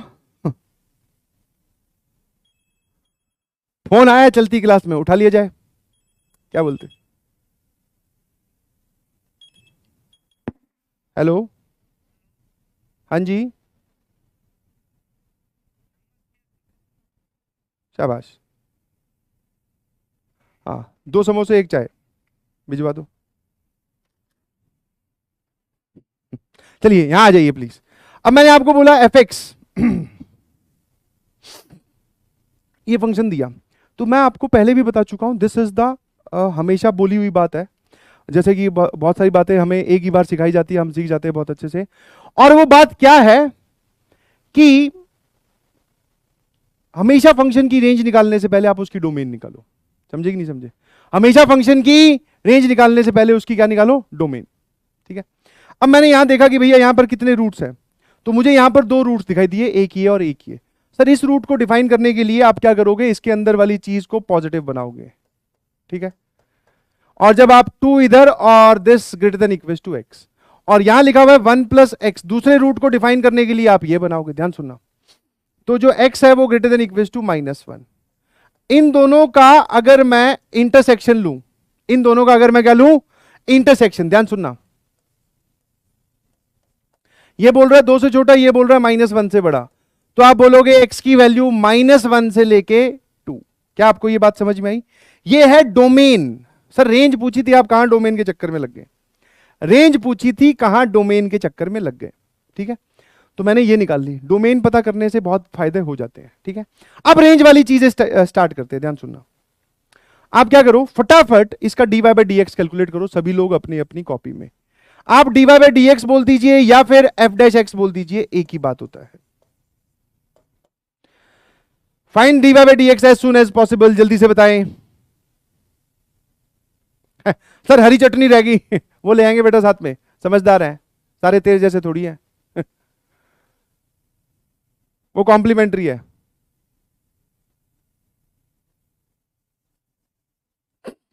आ जाओ sir, dy by d x मतलब दोनों अलग अलग फंक्शंस हैं। रूट, हाँ रूट का मतलब होता है 2 माइनस एक्स की पावर हाफ। जब आप डिफरेंशिएट करते हो तो पावर हाफ आगे, और इसमें से -1 करोगे तो नेट पावर कितनी आ जाएगी, -हाफ। बहुत बढ़िया। तो सर ये 2 माइनस एक्स की पावर -हाफ मतलब वो लिखा हुआ है 1 upon under root of 2 minus x, और 2 माइनस एक्स का डेरिवेटिव होगा तो एक -1 आएगा। इस चीज को सीखने के लिए it is very well understood, ये पहले से ही बोल दिया गया है कि आपको डिफरेंशिएशन आना चाहिए हल्का फुल्का, जो कि सबको आता है। और यहां पर आ जाओ, +1 upon 2 under root of 1 plus x, ये डिनोमिनेटर में चला जाएगा, कैसे खुद सोचिए, और इसका डेरिवेटिव हो जाएगा 1। सर आपने बोला था dy बाई डी एक्स को 0 के बराबर करना है, बिल्कुल सही, ठीक है, dy बाई डी एक्स को 0 के बराबर करना है, बहुत सही। क्या आपको ये वाला फैक्टर कैंसिल होके कॉमन लेके गायब होता हुआ दिखाई दे रहा है, तो आंसर इज यस। इसको इधर लेके आओगे तो जरा बोलना अगला स्टेप क्या हो जाएगा। Sir 1 upon under root of 1 plus x बराबर, ये ठीक है, ये वाला फैक्टर इधर आया, यहां से dy बाई डी एक्स को 0 सॉल्व करना है तो ये इधर और ये इधर, और साथ में मैं कर दे रहा हूं स्क्वायरिंग, तो यहां पे आएगा 2 माइनस एक्स, हेलो हेलो सामने देखते रहना, बिकॉज फिर बोलोगे सर कुछ समझ में नहीं आया। तो ये 2x और 2 माइनस 1 1, x की वैल्यू आ गई हाफ। किस किस का जवाब हाफ आ रहा है जहां पर इसका dy बाई डी एक्स 0 होगा, जल्दी से बताओ। 1/3 कौन है बे, 1/2। सर 1/2 पे dy बाई डी एक्स 0 हो गया। सर आपने जो स्टेप लिखवाया था एक बार बता दो, तो आपने तो बड़ा सरल में ही लिखवा दिया। मैंने कहा हाँ, क्या था, alpha beta gamma, dy by d x जहां जहां पर 0 हो वो सारे x की वैल्यूज लिख लो, और फंक्शन की वैल्यू कैलकुलेट करो 2 पॉइंट्स पे, 2 जगह पर, एक जहां पर dy बाई डी एक्स 0 हुआ है, एक जहां पर उसके एंड पॉइंट्स है। अब हम कैलकुलेट करेंगे, आया ना, आ जाओ,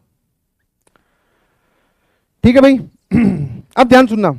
तो अब मैं, ये था स्टेप 1 जिसको आप बोल सकते हो, अब मैं आ गया हूं स्टेप 2 पर।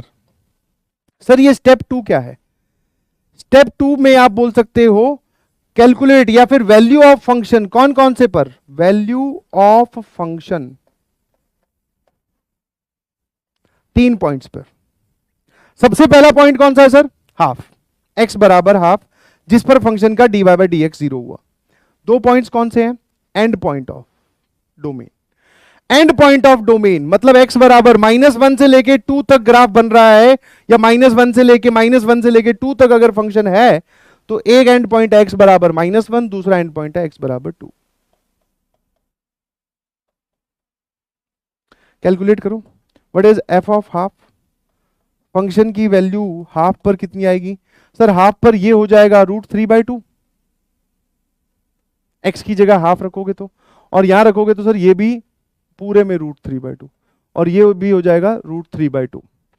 इन दोनों का एडिशन हो जाएगा सर 2√3/2। इसको उड़ाने के बाद में यहां बचेगा √2, √2 इंटू √2 इज √6, तो f ऑफ हाफ आ रहा है बेटा √6, है ना, ठीक है, समझे कि नहीं समझे।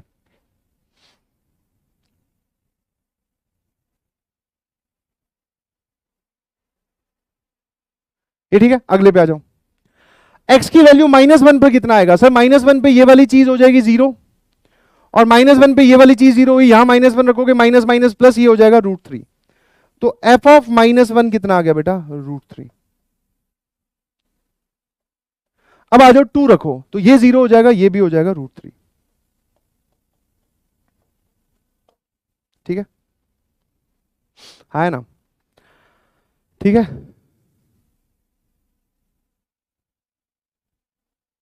क्या है बे, √6 आएगी, हाउ √6 लो भैया, x की जगह हाफ रख रहा हूं, 2 माइनस हाफ का रूट, पूरा कैलकुलेट करके दिखाओ। सर फीस भी तो आपने पूरी ली है, जितनी आपने मांगी थी हमने दी, अब आप पूरा नहीं करके दिखा रहे हो, अच्छा लो फिर 4 - 1 ये कितना आ जाएगा, √3/2, ठीक है अंदर वाला, और सर ये हो जाएगा ये भी 3/2, बहुत सही ये दोनों सेम नंबर लिखे हैं तो बेटा आप इसको ऐसा लिख सकते हो, ठीक है। और सर आप इसको ऐसा भी लिख सकते हो, √3/√2। इसको इसको उड़ाओगे तो एक √2 बचेगा, बिकॉज 2 होता है √2 का स्क्वायर, ठीक है ना। अब यहां पर √2 आ गया, यहां पर √3, दोनों मल्टीप्लीकेशन में, तो आप इसको √6 लिख सकते हैं, ठीक है। तो मेरे ख्याल से बात समझ में आ गई। नाउ अब मेरी बात ध्यान सुनना और समझदार बच्चे की तरह सुनना। मैंने आपको एक चीज बताई कि हम इसकी जो डिटेल्ड एनालिसिस है वो एओडी में करेंगे। सिर्फ इतने से ही काम नहीं चलता बेटा, और भी बहुत सारे स्टेप्स होते हैं जिनका आपको ध्यान रखना पड़ता है कि ये कब कब पॉजिटिव गया, कब कब मतलब dy/dx कब कब पॉजिटिव है, कब इंक्रीजिंग है, कब डिक्रीजिंग है, कब कॉन्टिन्यूअस है, कब डिसकॉन्टिन्यूअस है, इन सब बातों का भी ध्यान रखना पड़ता है। बट वो सारी बातें मैंने यहां से हटा दी, बिकॉज अभी जो आपके सामने हल्के फुल्के सवाल आने वाले हैं रेंज के, एट द टाइम हम तो पढ़ ही लेंगे ऑब्वियसली, जब एओडी पढ़ा देंगे उसके बाद में कोई सा भी सवाल दो सर हम रेंज निकाल लेंगे। बट अभी सिर्फ मैंने आपको बड़े ही शॉर्ट एंड स्वीट स्टेप्स लिखवाए हैं। मैंने वो सब भी नहीं लिखवाया जो फिजिक्स वाले सर ने लिखवाया था, क्या कि उसकी dy/dx निकालने के बाद में फिर डबल डेरिवेटिव निकालो कि उस पर मैक्सिमम बन रहा है कि मिनिमम। समझ में आया? आपको सिर्फ ये काम करना है बस, ये दोनों काम। और इसमें अभी बहुत सारे, अगर किसी बच्चे को दिखाया जाए, वैसे तुम खुद ही देख लोगे क्योंकि हम ये सब बातें करेंगे एओडी में जाके, ठीक है। अब मेरी बात ध्यान सुनना, अब मेरी बात ध्यान सुनना। आपको इनमें से मैक्सिमम वैल्यू कौन सी दिखाई दे रही है, सबसे ज्यादा value? Sir this is maximum, ये सबसे बड़ी वैल्यू है। और इनमें से सबसे छोटी, ये दोनों सर मिनिमम है। दोनों बराबर है अलग बात है, ये दोनों मिनिमम है। तो मैक्सिमम और मिनिमम निकालने के बाद में आप डायरेक्टली फंक्शन की रेंज ऐसे कमेंट करोगे, ध्यान रखना। मिनिमम वैल्यू √3, मैक्सिमम वैल्यू √6, और दोनों वैल्यूज आ रही हैं तो ये हमारी रेंज है। कितने लोगों को बात समझ में आई? आया ना? हाँ, वो फर्स्ट डेरिवेटिव सेकंड डेरिवेटिव सब मैंने हटा दिए बेटा, समझ गए? एक बार जरा फटाफट यस सर भेजो। मैंने यहां पर 2-3 बातें बताई। अगर मैं बैकग्राउंड नॉलेज के हिसाब से बात करूं तो मैंने सर डिफरेंशिएशन से -1 कैसे आया? तो भैया अंदर वाले को नहीं डिफरेंशिएट करोगे क्या? हाँ, ये मैंने पक्का वादा लिया था कि आपको बताया जाएगा। डिफरेंशिएशन और इंटीग्रेशन एक बार आप पढ़िए प्लीज। इंटीग्रेशन का हमारा कोई यूज नहीं है, बट डिफरेंशिएशन पढ़ें। रूट का डेरिवेटिव 1/2, ये अंदर वाला भी x थोड़ी है, उसको भी तो डिफरेंशिएट कर। 2 का डेरिवेटिव 0, -x का डेरिवेटिव -1। समझे कि नहीं समझे? अब मैं आपको यहां पर 2-3 चीजें फटाफट एक बार रैप अप कर देता हूं। पहली चीज, this process is not full and final process. समझ में आया? इसमें अभी बहुत सारी चीजें मिसिंग है, बहुत सारी चीजें और भी ध्यान देनी होती है, उसकी बात हम एओडी में करेंगे।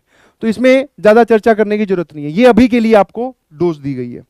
नाउ दूसरी बात जो मैंने बोली वो ये है कि आपको क्या करना है, जहां पर कोई तरीका आप ना लगा पाओ, जैसे सर यहां पे हम कौन कौन से तरीके, एलिमेंट्री मेथड नहीं लगा पा रहे हैं क्योंकि 2 अलग अलग ब्रैकेट्स हैं। फिर सर हम ना इस पे AMGM लगा सकते हैं क्योंकि ये पॉजिटिव है बट उससे कुछ बनेगा नहीं, लगा के देखो, ठीक है। पॉजिटिव तो है दोनों टर्म्स, बट जब हम AMGM लगाएंगे तो वहां से कोई जवाब आएगा नहीं, कांस्टेंट। फिर मैंने पूछा कि क्या हम स्पेशल फंक्शन वाली लगा सकते हैं, तो नो सर। फिर और कोई तरीका, तो नो सर। तो जहां पर कुछ नहीं लगता वहां पे हम dy/dx की बात करते हैं। क्या मेरी बात समझ गए? आया ना? यस और नो? बहुत सही। अब आ जाइए आप इस फंक्शन पे। एक सवाल मैं आपको और देता हूं, और कुछ लोग बोल रहे थे मुझे बार बार कि सर हमें रेंज की डिटेल्ड एनालिसिस करनी है। तो बेटा डिटेल्ड एनालिसिस के लिए आपके पास अर्जुना बैच का सब्सक्रिप्शन है, जाइए वहां पर। लेक्चर मत देखिए आप, चाहे डीपीपी के क्वेश्चन सॉल्व कर लो, चाहे आप लेक्चर नोट्स देखकर उसमें जो सवाल करवाए गए उनको सॉल्व करके देखो, उतने से आपकी डिटेल्ड एनालिसिस हो जाएगी। एक पूछ रहा है एओडी कहां मिलेगा? वहीं जहां पे तूने अपना दिमाग रखा था, सेम जगह है। सर वो तो मिलेगा नहीं, लॉजिक क्लियर है, ठीक है। आ जाओ। अब उसने बोला कि इस फंक्शन की रेंज बताओ। जैसे ही मैं बात करता हूं डोमेन की, ध्यान सुनना, तो यहां पर डोमेन है x belongs to r। Sir why x belongs to r? Because sine और कॉस वाले जो फंक्शंस हैं इनको किसी x पे कोई दिक्कत नहीं होती। क्या मेरी बात समझ पा रहे हो? इनको किसी x पे कोई भी दिक्कत नहीं होती। अब आते हैं हम मेन स्टेप पर, अपने मेन मुद्दे पर। फटाफट ध्यान सुनना। f' की मैं बात करूंगा, dy/dx। और जैसे कि मुझे पता चल गया है कि भैया बहुत खतरनाक खतरनाक लोग हैं कि डिफरेंशिएशन को सर एकदम बहुत अच्छे से हम जानते हैं। तो a की पावर x, जब पावर में वेरिएबल बैठा हो उसका डेरिवेटिव होता है a की पावर x ln a। समझे कि नहीं समझे? उसका डेरिवेटिव क्या होता है, a की पावर x ln a। क्या मेरी बात समझ गए? बहुत बढ़िया, आ जाओ, तैयार हो सर? एकदम। तो d y by d x ये लिखा हुआ है बेटा 8 की पावर कॉस एक्स, ध्यान सुनना। तो 8 की पावर कॉस एक्स में सर 8 की पावर कॉस एक्स फिर से आएगा। अब सर जो x है उसका, अच्छा साथ में एक ln 8 भी आएगा। बट सर ये तो तब होता है जब x होता है, यहां cos x है, तो हम इसको एक बार और डिफरेंशिएट करेंगे। cos x का डेरिवेटिव होता है बेटा माइनस साइन एक्स प्लस, अब इस तामझाम को डिफरेंशिएट करने की जगह अब इसको करो। 8 की पावर साइन एक्स का डेरिवेटिव 8 की power sine x into ln 8 sine x का derivative cos x। Sir d y by d x निकालने के बाद में क्या करना हो तो है बराबर 0। क्या मेरी बात समझ गए? लैग, कितना लैग हुआ भाई? करो इसको डिफरेंशिएट करके 0 करो, अब ठीक है क्या? ओह भाई, अब ठीक है क्या? पहले ये बता दो।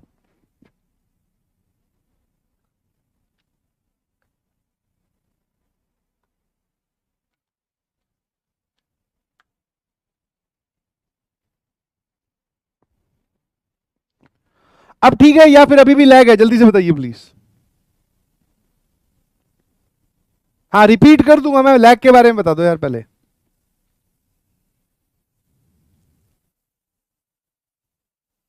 नो लैग, बहुत सही, आ जाओ। एक बीच में लगा हुआ जब से बारिश होपी, मैं घर से निकल आया, छाता भी उठा लाया, बड़ी बरसात में जी लेने दो, अभी मौका है बेटा पढ़ लेने दो। समझ में आया? हाँ पढ़ ले बेटा, पढ़ ले, ठीक है। हाँ बारिश तो होती रहेगी, ऐसा कौन सा साल है जिस साल बारिश नहीं होती। आईआईटी की बस एक खास बात है कि वो ज़्यादा दिन नहीं होती है, ठीक है। हाँ जिंदगी में ज़्यादा बार आएगी नहीं आईआईटी, तो इसलिए मैं आपसे बोल रहा हूँ कि प्लीज़, अच्छी बात है अगर अच्छा मौसम है तो। Always try to control yourself, समझ में आया? और वो कंट्रोल सिर्फ 1 सेकंड का होता है, अगर आप ध्यान सुनो तो मेरी बात, 1 सेकंड का। समझ में आया? आपको लगता है कि आपको मोटिवेट होने के लिए, बड़े बड़े काम करने के लिए अपने आप को घंटों मनाना है, नहीं जी। वो जो जहां पे डिसीजन मेकिंग स्टार्ट होती है ना, बारिश आ रही है बाहर चलता हूं, बस वहीं बोलना है बेटा रुक जा। हर स्टेप को लेने से पहले अपने आप को एक बार समझा के देखा करो कि क्या ये स्टेप मेरे गोल की तरफ है कि नहीं, बस। और एक और बताता हूं, जब आप हर स्टेप पे रुक के सोचना शुरू कर दोगे ना, शुरू शुरू में ऐसा काम करना है, फिर तो आपको आदत पड़ जाएगी, तब आपका दिमाग अपने आप आपको वापस सही जगह ले आएगा, ठीक है। दोस्त के पास चलता हूं, एक बार रुक के सोचा कि क्या उससे अभी मिलना जरूरी है, और ये मीटिंग हम जो टाइम पास करेंगे क्या वो बेनिफिशियल रहेगा, तो आपको अपने आप समझ में आ जाएगा। बस ऐसा बार बार करोगे ना तो आपका अपने आप रुकना, बस एक बार रुकना है बोले बस, ठीक है। फिर वापस दिमाग डाइवर्ट हो तो बोले एक बार सोच लो कि जाना चाहिए वहां कि नहीं जाना चाहिए, मोबाइल उठाना चाहिए कि नहीं उठाना चाहिए, इंस्टाग्राम चलाना चाहिए कि नहीं चलाना चाहिए, क्या इसका मैसेज का रिप्लाई अभी जरूरी है कि नहीं। इन स्टेप्स पे सोते जाओ, and this is the control of 1 second. समझ में? 1 सेकेंड में काम खत्म। सोच के जवाब दोगे तो अपने आप रुक जाओगे। समझे कि नहीं समझे? क्या मेरी आवाज आ रही है? अच्छे से ध्यान सुनना प्लीज,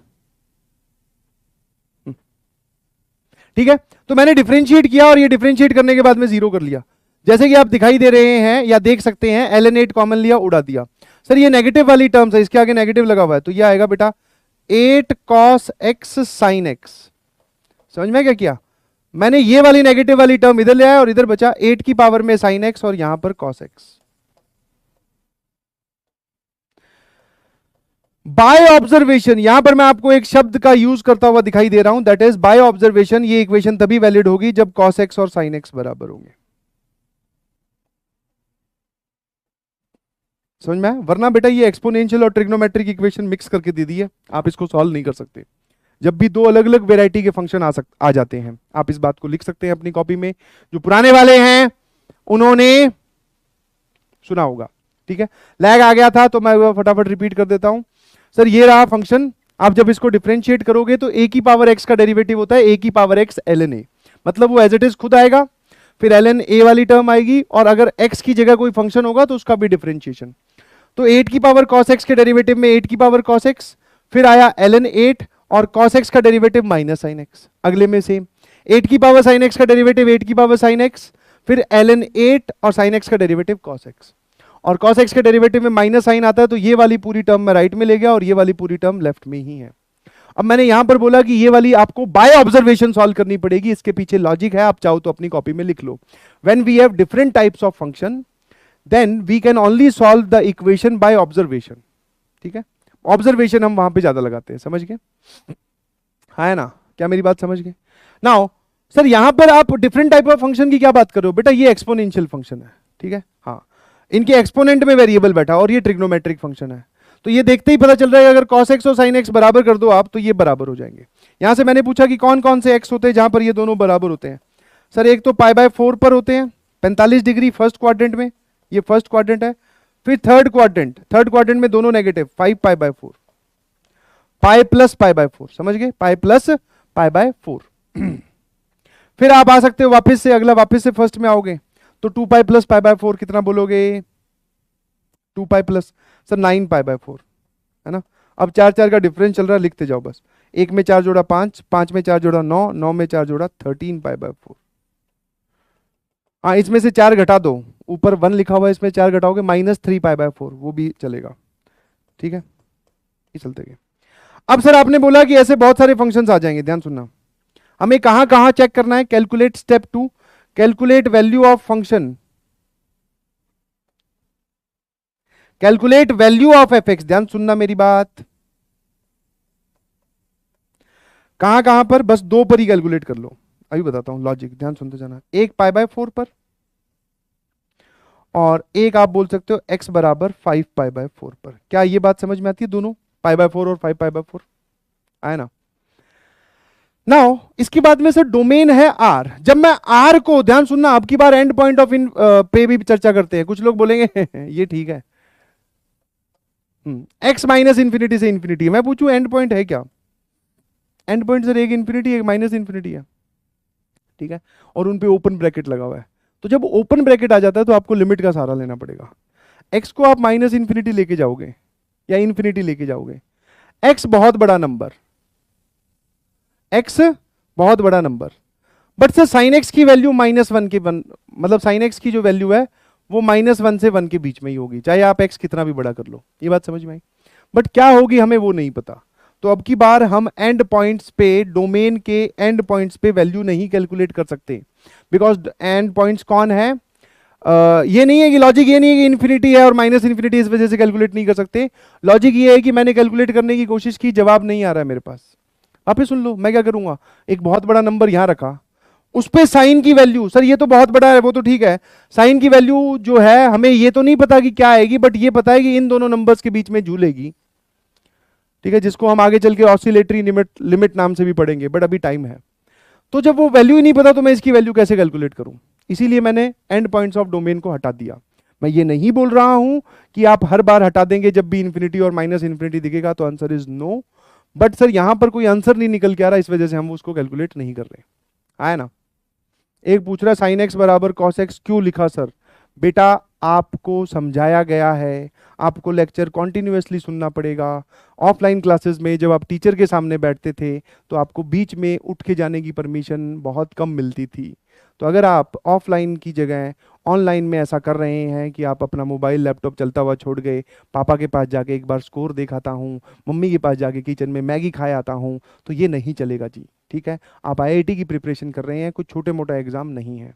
काहे का रिपीट बोलता रहा हूँ, बाय ऑब्जर्वेशन इसको सॉल्व करेंगे। और ये भी बोला था कि इसको आप सॉल्व कर नहीं सकते, तो बाय ऑब्जर्वेशन कि हमने देखा ये दोनों बराबर कब हो सकते हैं? जब सर साइन एक्स और कॉस एक्स बराबर हो जाए, जब साइन एक्स और कॉस एक्स बराबर हो जाए, ये बोला तो है। अब यहां आओ, what is f of π/4? Function की वैल्यू π/4 पर क्या आई? ध्यान सुनना, फंक्शन की वैल्यू π/4 पर कितनी आई? सर π/4 रख दो। ध्यान सुनना, अब वापस रख के दिखाता हूं। जब π/4 रखोगे तो 8 की पावर में 1/√2, और यहां पर भी 8 की पावर में 1/√2, बिल्कुल सही। सर ये दोनों टर्म्स सेम है, तो इसको 2 टाइम्स 8 की पावर 1/√2 कर दो। आप 8 की पावर 1/√2 लिखो, या फिर आप इसको 2 की पावर 3 और यहां पर 1/√2 लगाओ। मैंने कहा ये भी ठीक है। तो सर आप इसको लिख सकते हो 2 की पावर 1 और यहां पे लिखा हुआ है 2 की पावर 3/√2।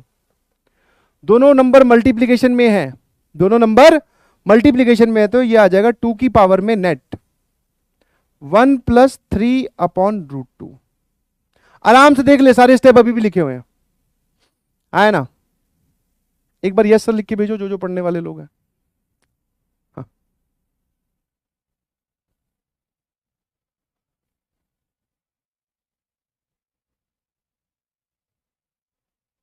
ठीक है, इतना समझ में आया?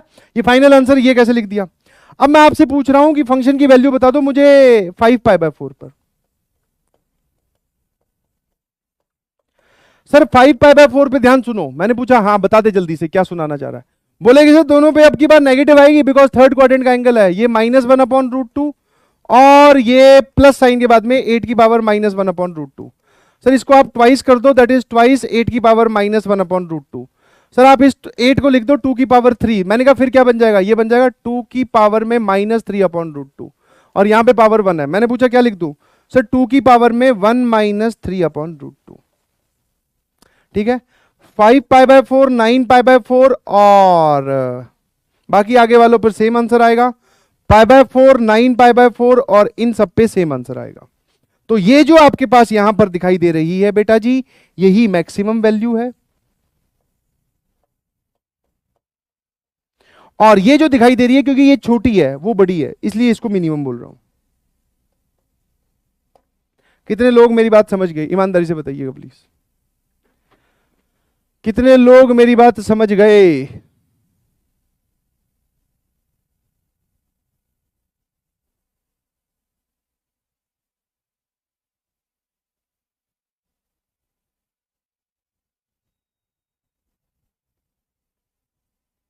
ठीक है, ये मैक्सिमम ये मिनिमम, एकदम वही स्टेप्स फाइंड कर रहा हूं। तो आपको कभी भी कोई फंक्शन ऐसा दिखाई दे जिसपे आप अब तक पढ़ाए हुए मेथड नहीं लगा पा रहे हो, तो एक बार आप dy/dx के बारे में सोचिए और उस पर क्या करना है वो मैं समझा चुका हूं। एक बार लिख दो फटाफट, सीसी की आग लगा दीजिए। अब मैं आ रहा हूं अगले पर, that is range of composite function. Composite function का मतलब अगर मैं आपको सरल शब्दों में समझाऊं, वैसे हम कंपोजिट फंक्शन की हेडिंग के नाम से एक पूरा फंक्शन पढ़ेंगे, मतलब एक टॉपिक पढ़ेंगे।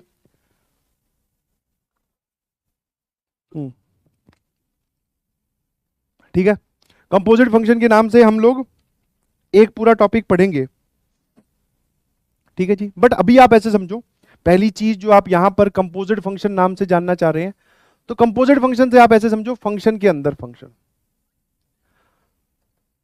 Function inside function.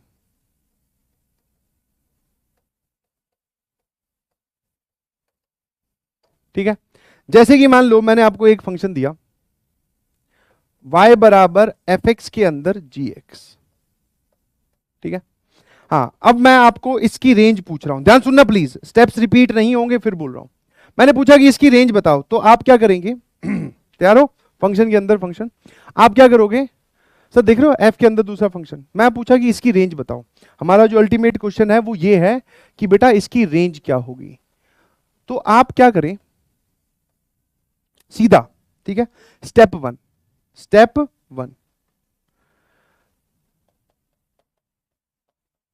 Calculate range of inside function. Calculate range of, range बोल रहा हूं ध्यान रखना, calculate range of inside function. Sir inside कौन सा फंक्शन है? gx। Calculate range of inside function जो कि gx है। समझ में आया ना? क्या मेरी बात समझ गए? फिर स्टेप 2 क्या होगा? Draw graph of outside function. बाहर वाला फंक्शन कौन सा है? सर जो बाहर लगा हुआ है, that is fx। Draw graph of outside function, और आउटसाइड फंक्शन कौन सा है? fx। स्टेप 3 या फिर स्टेप 2 में आप इंक्लूड कर सकते हो। स्टेप 3 क्या है?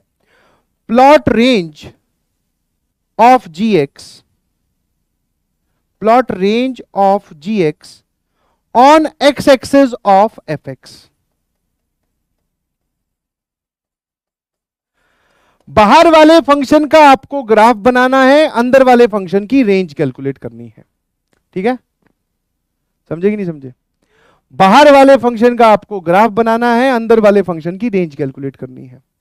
उसके बाद में जितनी रेंज आई वो सारी रेंज जो है gx की आप x एक्सिस पे प्लॉट कर दो fx के ग्राफ में, ये मैं करके दिखाऊंगा।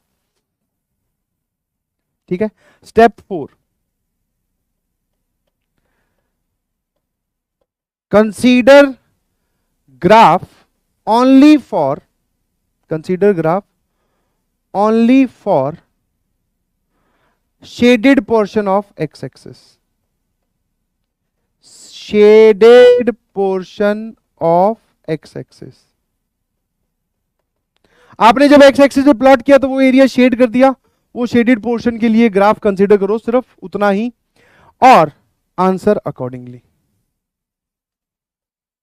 एंड आंसर या फाइनल आंसर आप क्या कर दो, ग्राफिकली आप उसकी रेंज बता दो।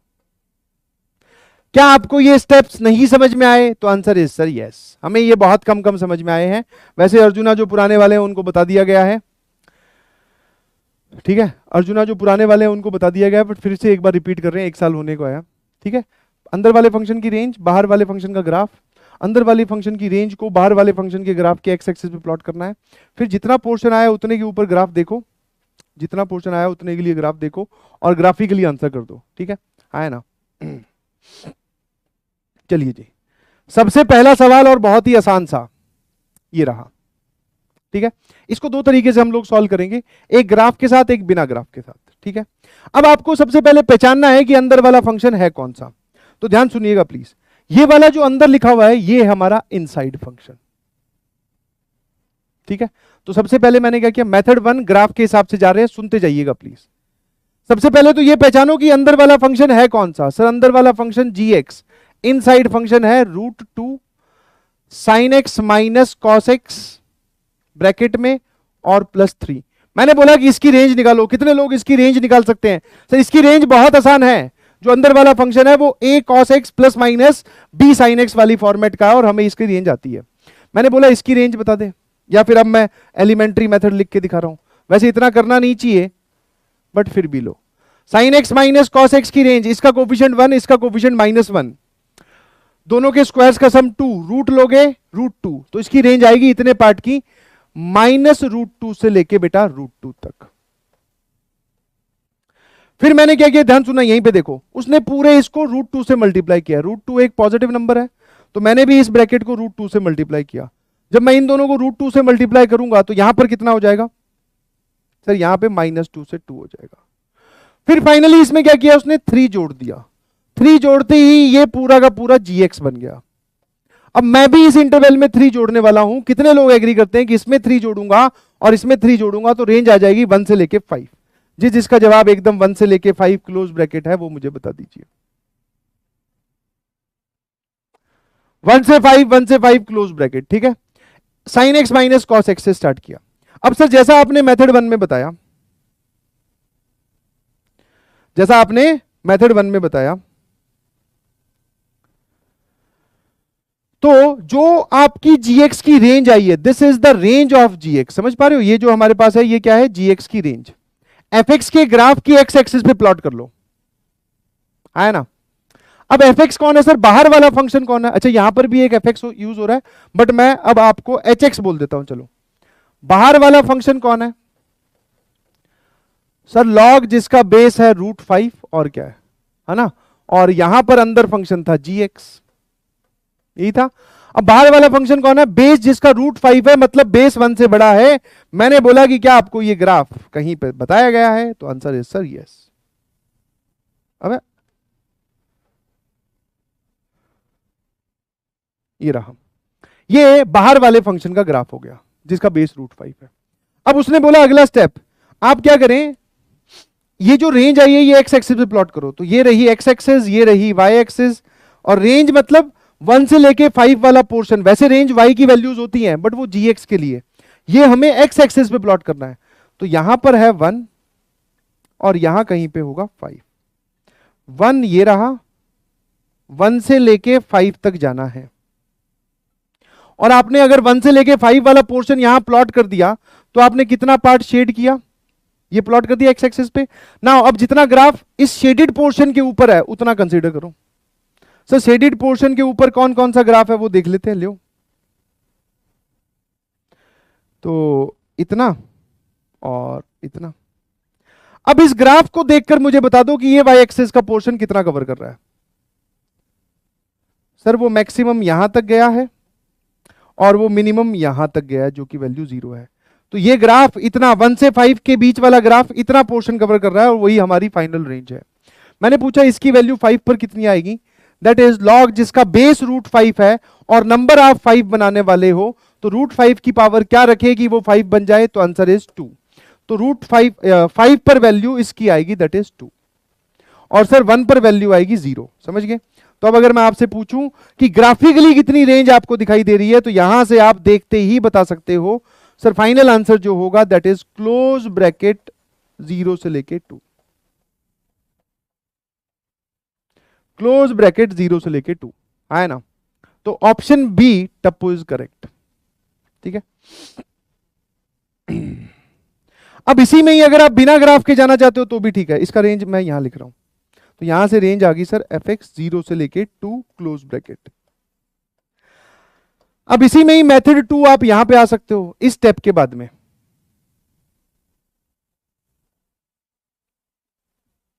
आप मेथड 2 यहां बोल दीजिए, ठीक है।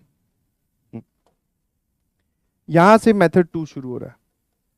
अब मेरी बात ध्यान सुनना यार ठीक है, वो ये है वो ये है मेथड 2, ध्यान सुनना। ये ओपन कैसे होगा?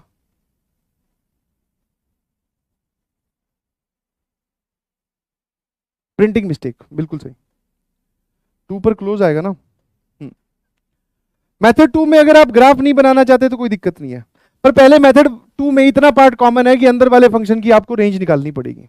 अब अंदर वाला जो फंक्शन है उसकी रेंज आई 1 से लेके √5। तो ध्यान सुनना, इसको बस आप लॉजिकली सॉल्व कर देंगे। fx जिसका लॉग है जिसमें और बेस है √5, उसमें जो आपने फंक्शन लिखा था, ये कोई स्टैंडर्ड टेक्निकल तरीका नहीं है, चालू तरीका है जवाब निकालने का, ध्यान रखना। तो सर वो जो रेंज है वो आई 1 से लेके √5, बिल्कुल सही। आप एक बार इसकी वैल्यू आप निकालें। वैसे मेथड 2 सबसे कंपैटिबल और सबसे आसान है और उससे जवाब एकदम सटीक आता है। इसमें आपको इंक्रीजिंग डिक्रीजिंग का भी ध्यान रखना पड़ता है, बट ये मैक्सिमम जगह काम कर जाएगा। अगर मैं पूछूं कि 1 पर वैल्यू कितनी आएगी, ध्यान सुनना सर। वैल्यू 1 पर जब लॉग का नंबर 1 हो जाता है तो उसकी वैल्यू आती है 0, और मैंने पूछा √5 बेस है 5, अगर नंबर रख दूं तो वैल्यू कितनी आएगी 2। तो आप ऐसे निकाल सकते हैं y की वैल्यू, सीधा सीधा। बट ग्राफिकली अच्छा है, ग्राफिकली क्या है बेटा, अच्छा है। क्या मेरी बात समझ गए? है ना। वापस बताता हूं, आप हमेशा मेथड 1 पे ही फोकस करेंगे, और वो तो ऐसे ही चालू मेथड है, वो तो हम हर मेथड के साथ साथ देख लेंगे। सर gx फंक्शन अंदर वाला ढूंढा, उसकी रेंज लिख ली, ठीक है। और इसकी रेंज कैसे लिखी वो पता होना चाहिए। अब ध्यान सुनना,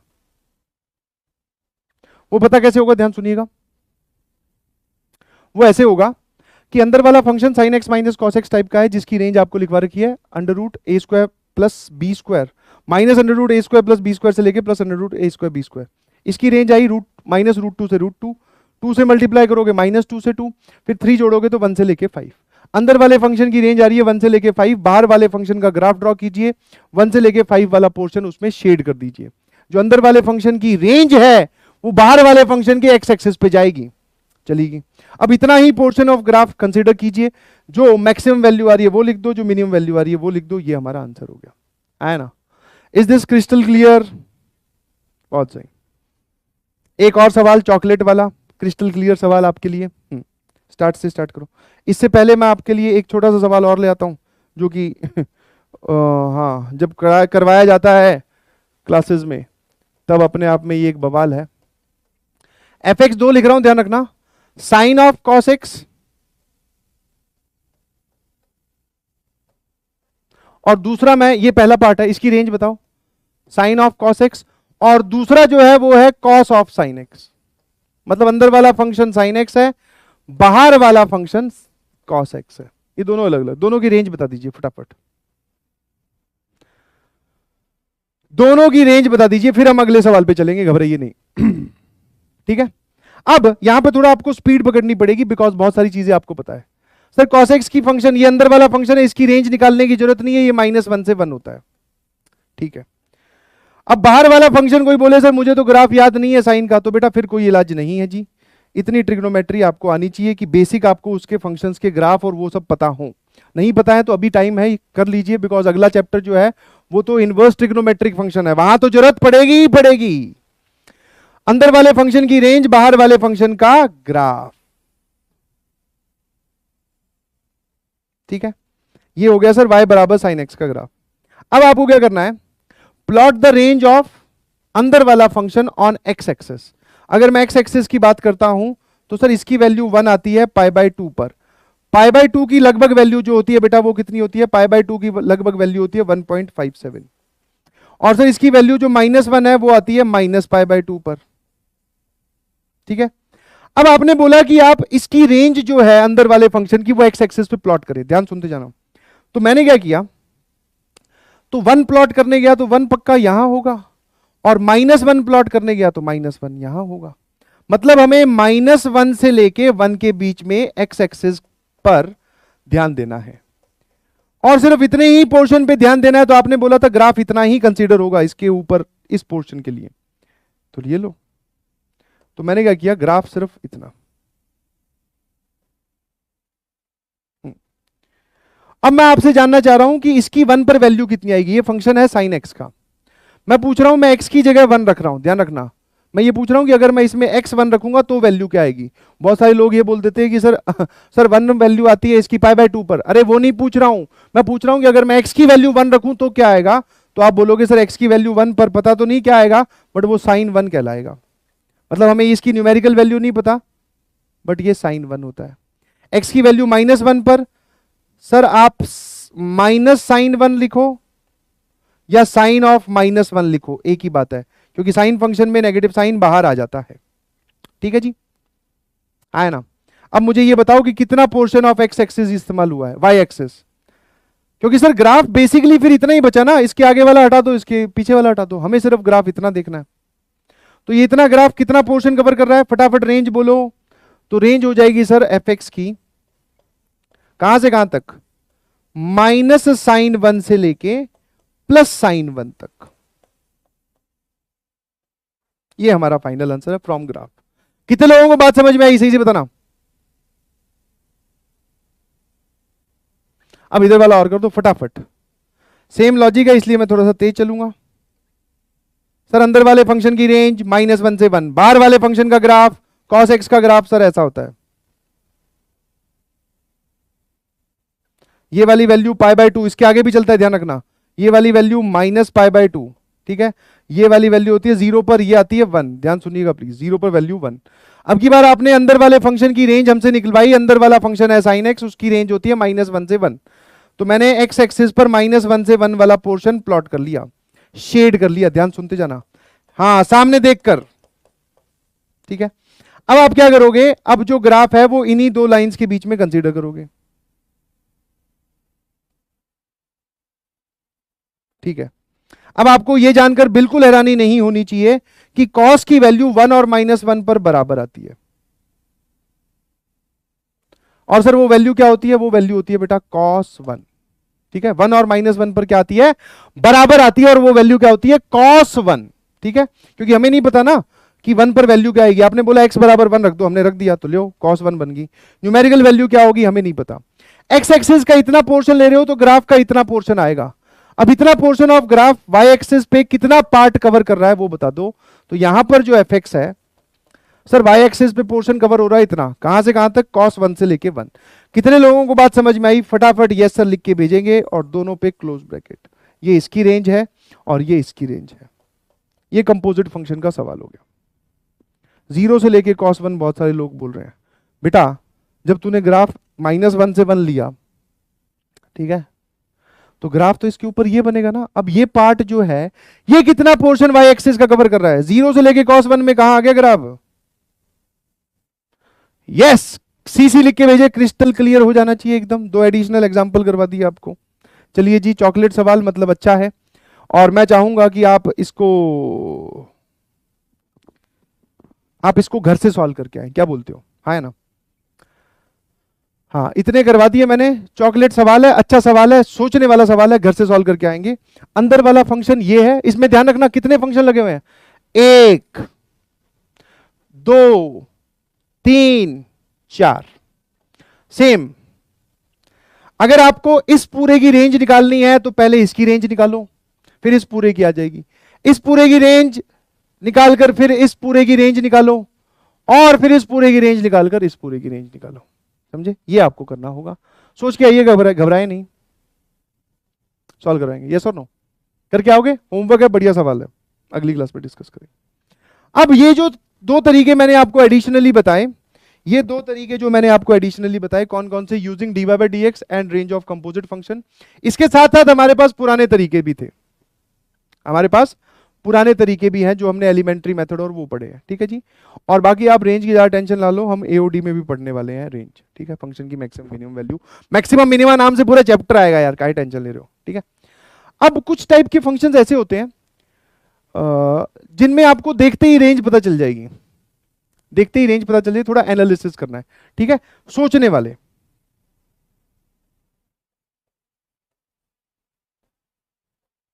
ठीक है, कौन से? सोचने वाले। जैसे आपको साफ साफ दिखाई दे रहा है, मैंने पूछा इस फंक्शन की रेंज क्या होगी। अब ये फंक्शन मैंने आपको डराने के लिए लिखा है बस। कितने लोगों को ये बात समझ में आ गई कि ये फंक्शन डराने के लिए लिखा गया है? सोचने वाले, समझ में आया? इसमें ज्यादा दिमाग लगाने की जरूरत नहीं होती, देखते ही जवाब पता चल रहा होगा। कितने लोगों को दिखाई दिया? हाँ सर, आपने जो एफ दिया, ध्यान सुनना, सोचने वाला सवाल है इसलिए सोचना सिखा रहा हूं। 10 पाए के अंदर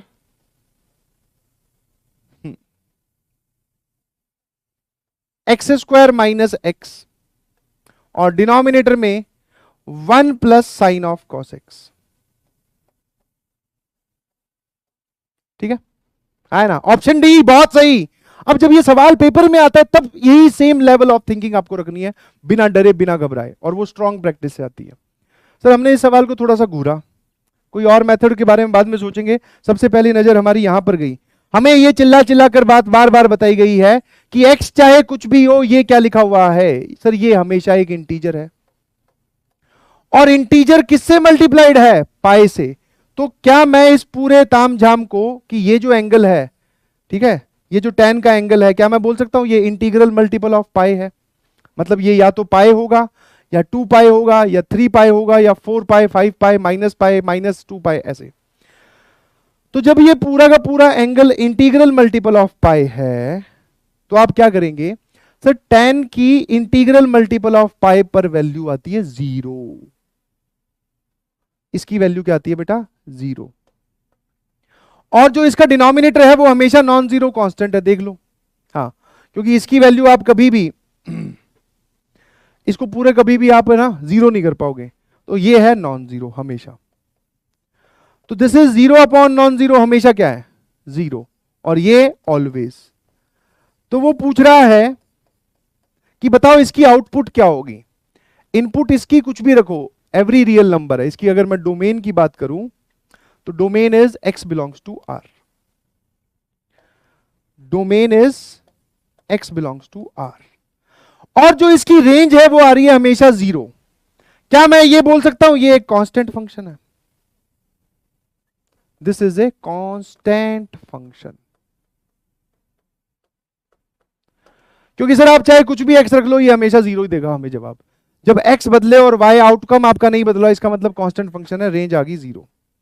ठीक है, तो ऐसे सवाल भी आपको, ऐसे फंक्शंस भी आपको बैक ऑफ द माइंड में रखने हैं कि हाँ भैया ऐसा भी होता है, जहां पर फंक्शन की हमें आउटपुट देखते ही पता चले, थोड़ा एनालिसिस से। कितने लोगों को बात समझ में आई? फटाफट सीसी लिख दो जिस जिसको बात समझ में आई कि हाँ सर इंटेंसिव क्लास चल रही है, ध्यान रखना।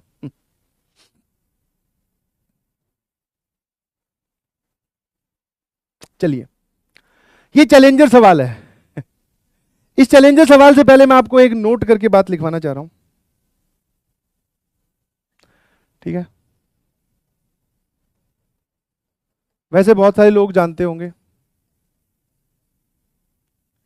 एक हमारे पास पीएनसी या बाइनोमियल में आप बोल सकते हो एनसीआर आता है। ठीक है, इसको अगर टू बी डिफाइंड रखना चाहते हो, टू बी डिफाइंड, तो 3 कंडीशंस होती है, ध्यान सुनना।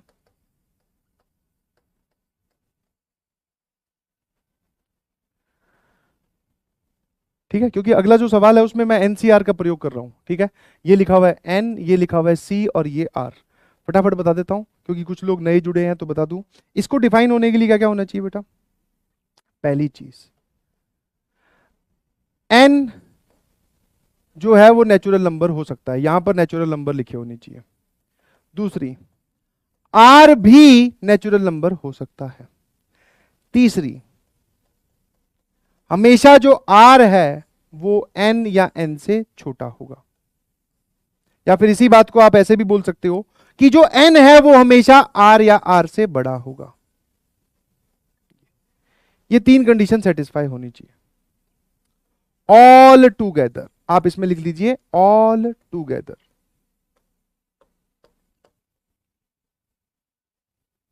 ठीक है, ये बात समझ में आ गई?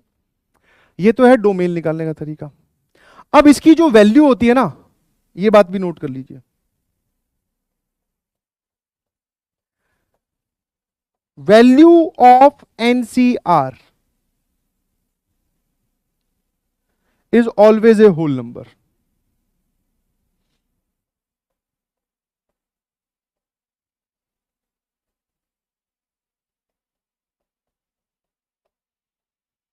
एनसीआर की जो वैल्यू आती है ना, एनसीआर समझ गए ना, एनसीआर, हाँ इसमें आप जब जब ये डिफाइंड होगा तो ये आपको जवाब देगा, मतलब ये जो किसी काम को करने के नंबर ऑफ वेज होते हैं, कुछ चीजों को कुछ में से सेलेक्ट करने के नंबर ऑफ वेज है, तो इनका जवाब हमेशा होल नंबर आता है। आपको कभी भी कभी ऐसा नहीं लिखा हुआ दिखाई देगा कि किसी एनसीआर की वैल्यू आ रही है 5/11 या 3/2, ऐसी वैल्यूज इनकी नहीं आती जी। ठीक है, इनकी वैल्यू कैसी आती है? हमेशा होल नंबर आती है। ठीक है, तो ये दोनों चीजों को इस्तेमाल करते हुए, कहां पर है GDPD?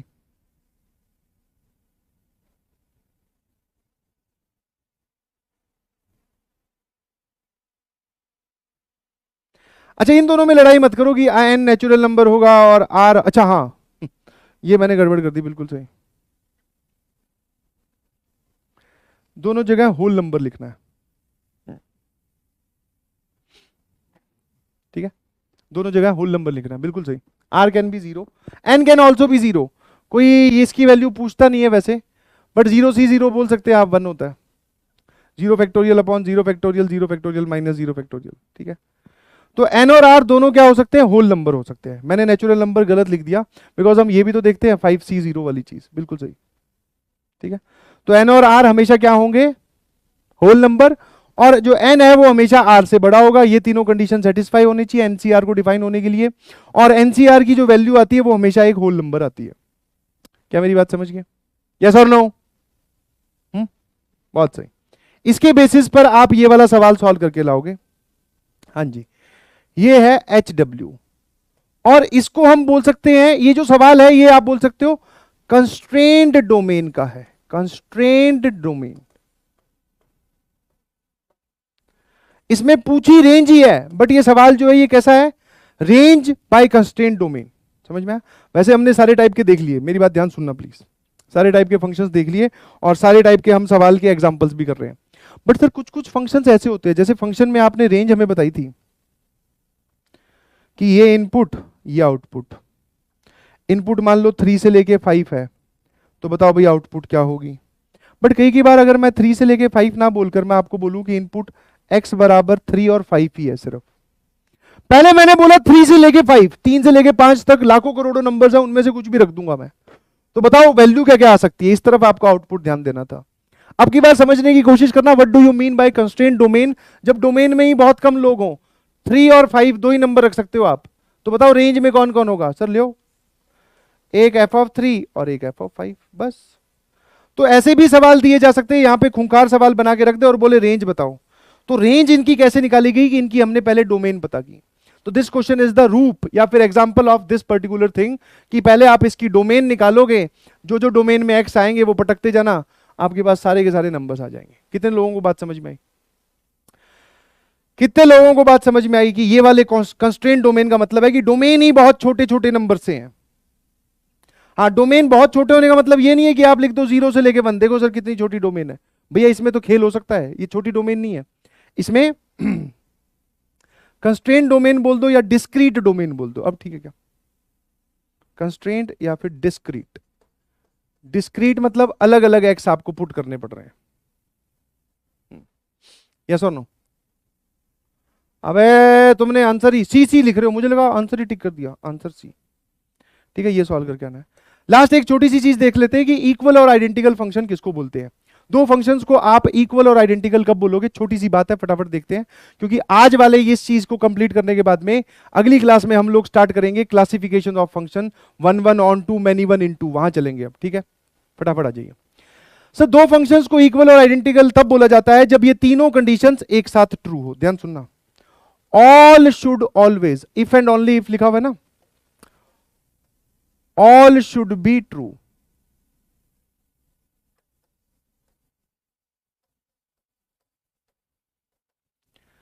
दो फंक्शंस आपको दे दिए जाएं और मैं पूछूंगी ये दोनों फंक्शंस बराबर हैं कि नहीं, तो आप दोनों फंक्शंस को बराबर, पहली चीज आप क्या चेक करोगे, डोमेन। दोनों फंक्शन की डोमेन एग्जैक्टली सेम होनी चाहिए। एक की डोमेन 0 से 1 क्लोज है तो दूसरे की भी 0 से 1 क्लोज, 0 से 1 ओपन हो जाए तो भी हम बराबर नहीं मानेंगे। एक भी एलिमेंट डिफर नहीं करना चाहिए, तो डोमेन क्या होनी चाहिए, सेम। दूसरा पॉइंट, अगले पे जाओगे तब समझ में आया, तीनों चेक करने हैं। अगर डोमेन बराबर नहीं है तो बोल दो फंक्शन बराबर नहीं है, आइडेंटिकल फंक्शंस नहीं है। डोमेन बराबर निकल जाए फिर जाओ, दोनों की रेंज एकदम बराबर होनी चाहिए। ठीक है, रेंज बराबर नहीं है बोल दो इक्वल आइडेंटिकल फंक्शन नहीं है। रेंज बराबर निकल जाए फिर आप अगले पे जाओगे। ये जो लिखा हुआ है इसको मैं बता दूं, ये बात ये लिखी हुई है, ईच एक्स पर सेम वाई मिलना चाहिए।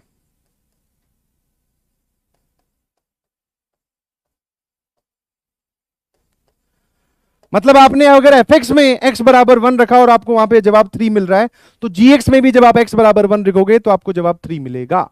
ये बोलने की कोशिश कर रहे हैं, क्या मेरी बात समझ गए। तो अगर ये तीनों all should be true, true बोल रहा हूं, ऑल शुड बी ट्रू, तब जाके आप फंक्शन बोलोगे दोनों फंक्शंस बराबर हैं, इक्वल है, आइडेंटिकल है। या फिर इस पूरे की जगह आप करके और करके लिख सकते हो, लिख दूं और करके, दोनों का ग्राफ सेम होना चाहिए। बस ग्राफिकली सोचना है तो दोनों का ग्राफ सेम होना चाहिए।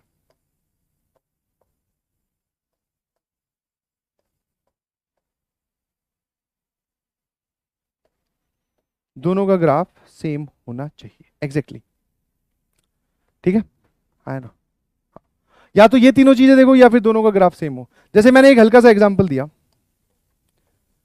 एग्जांपल मैंने आपको दिया, दो फंक्शंस है बेटा, ध्यान सुनना, एफ एक्स है साइन एक्स, वैसे आप जवाब देखते ही बता दोगे, और जी एक्स है कॉस एक्स। क्या ये दोनों फंक्शंस आइडेंटिकल है, जल्दी से बताना जरा, या इक्वल है? तो आप जवाब दोगे सर नॉट इक्वल।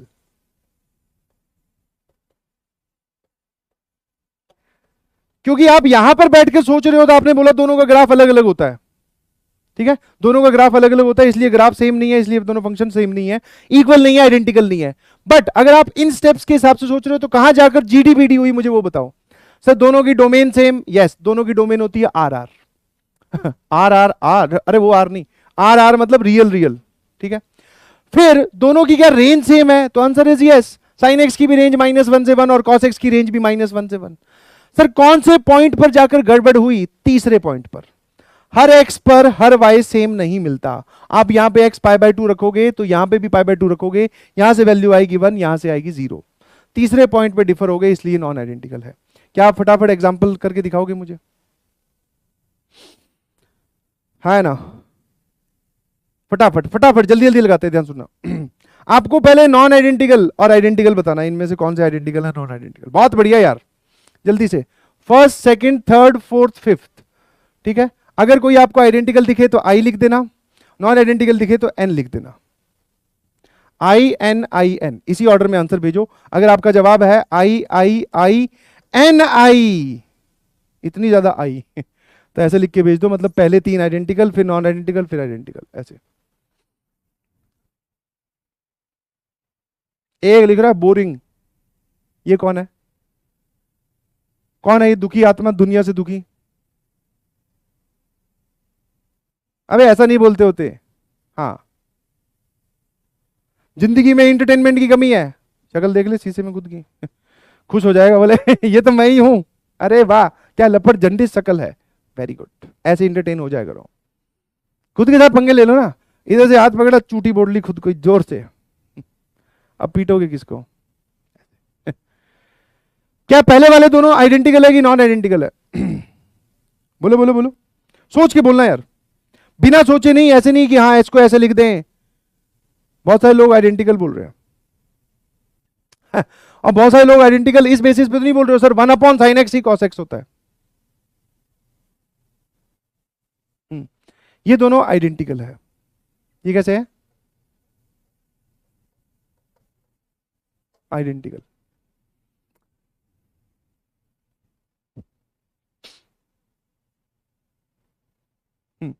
अच्छा, इसके साथ एक एग्जांपल और दूं, इसी के साथ साथ इसका पहला पार्ट था ये, मान लो ऐसा, अब की बार मैंने बोला sin x and 1/cos x, sorry cosec x, ये बताना जरा एक बार पहले। हाँ, अपना जवाब छोड़ो, ये कैसे है, आइडेंटिकल की नॉन आइडेंटिकल? ये दोनों आइडेंटिकल है, बिल्कुल सही बोला आपने। बाकी सब एक बार रोक दीजिए, यहां पर आ जाओ ताकि मुझे समझ में आ जाए। ये आइडेंटिकल है कि non identical? Answer is sir non identical. बहुत बढ़िया। क्यों, क्या रीजन है? रीजन ये है सर, दोनों की डोमेन सेम नहीं है। आप यहां पर, अच्छा आप अगर आपको वही करके देखना था, कुछ लोग अभी भी वैसे ही सोच रहे हैं सर कोसेक एक्स को ऊपर ले जाके लिखेंगे तो साइन एक्स बन जाएगा। क्या मैंने पिछले स्टेप्स पे ये बताया कि आप उसको ऊपर ले जाके लिख लेना, सेम बने तो आइडेंटिकल बोल देना? नहीं जी, आप उन स्टेप्स को चेक कीजिए। ये नॉन आइडेंटिकल है बिकॉज इसकी डोमेन होती है x बिलोंग्स टू r और इसकी डोमेन होती है बेटा x belongs to r minus n pi. इसमें आप कभी भी पाए और ये सब रख ही नहीं सकते कोसेक एक्स में, जबकि साइन एक्स में पाए रख सकते हैं, तो दोनों की डोमेन में ही फर्क आ गया, बस फिर नॉन आइडेंटिकल। कितने लोगों को बात समझ में आई? बहुत बढ़िया। इन दोनों को आइडेंटिकल क्यों बोला सर? बिकॉज दोनों की डोमेन सेम है, रेंज सेम है और दोनों का ग्राफ सेम बनेगा।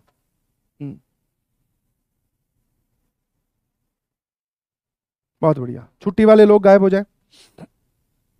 अगला सर 10x की डोमेन होती है r माइनस, इसमें आप n पाई बाई टू के मल्टीपल्स नहीं रख सकते, ठीक है? और इसमें क्या होती है, तो इसमें n पाई नहीं रख सकते, तो दोनों की डोमेन ही अलग अलग हो गई। तो पहले वाले दूसरे वाले को क्या बोलोगे? Non identical.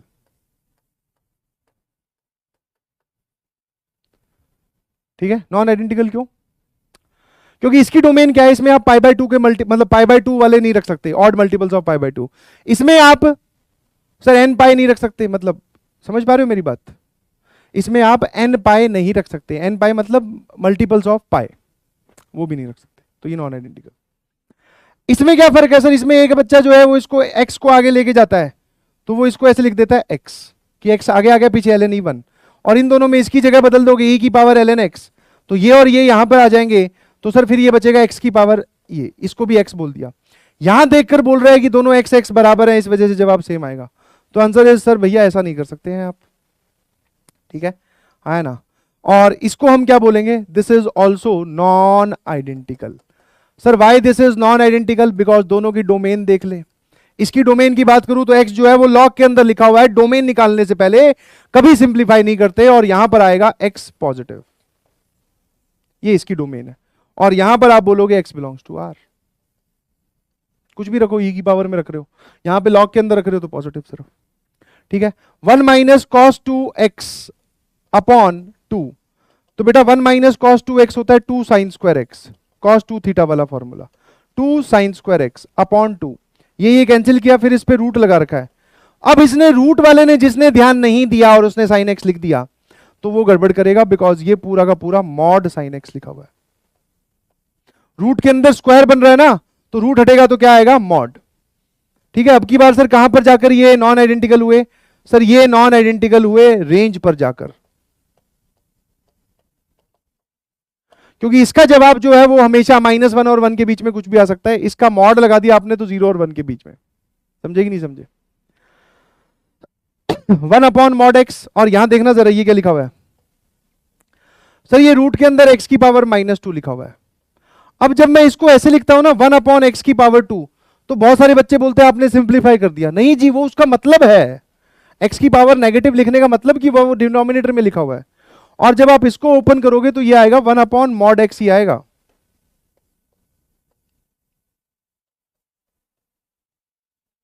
ठीक है? 1 अपॉन मॉड एक्स ही आएगा। ये वाले दोनों फंक्शंस आइडेंटिकल है, दोनों की डोमेन देख लो, जीरो नहीं रख सकते, ठीक है? जीरो नहीं रख सकते, बाकी कुछ भी रखो, या फिर ऐसे सोच लो, चलो ये जो लिखा हुआ है ना, ये 1/mod x और ये 1/x², दोनों की domain same, 0 0, r minus 0 r minus 0, 0 0 दोनों में नहीं लिख सकते। रेंज की बात करूं तो सर रेंज निकालने से पहले तो सिंप्लीफाई कर ही लो, 1/x² जो है वो mod x के बराबर ही होता है। तो ये वाला जो फंक्शन है ये दोनों आइडेंटिकल है। और इसमें मेरा लॉजिक कतई ये नहीं है कि मैंने इसको ये लिख के दिखा दिया, मैंने इसको ये लिख के दिखा दिया, ये लॉजिक मत दीजिएगा, बिकॉज अगर मैं ऐसा करता तो फिर ये सारे आइडेंटिकल हो जाते कि आपने इसको ये लिख के दिखा दिया। नहीं, डोमेन और रेंज के हिसाब से सोचो। क्या मेरी बात समझ में आई? आया ना? हाँ, जो बोल रहे हैं कि फोर्थ रिपीट, बेटा आपको cos 2x का फॉर्मूला पता होना चाहिए, 1 माइनस 2 साइन स्क्वायर एक्स होता है, 1 माइनस 2 साइन स्क्वायर एक्स, वो यहां रख, तो रूट के अंदर साइन स्क्वायर एक्स लिखा हुआ है वो, और रूट के अंदर साइन स्क्वायर एक्स लिखा हुआ है, तो फिर वो क्या है, काम करनी।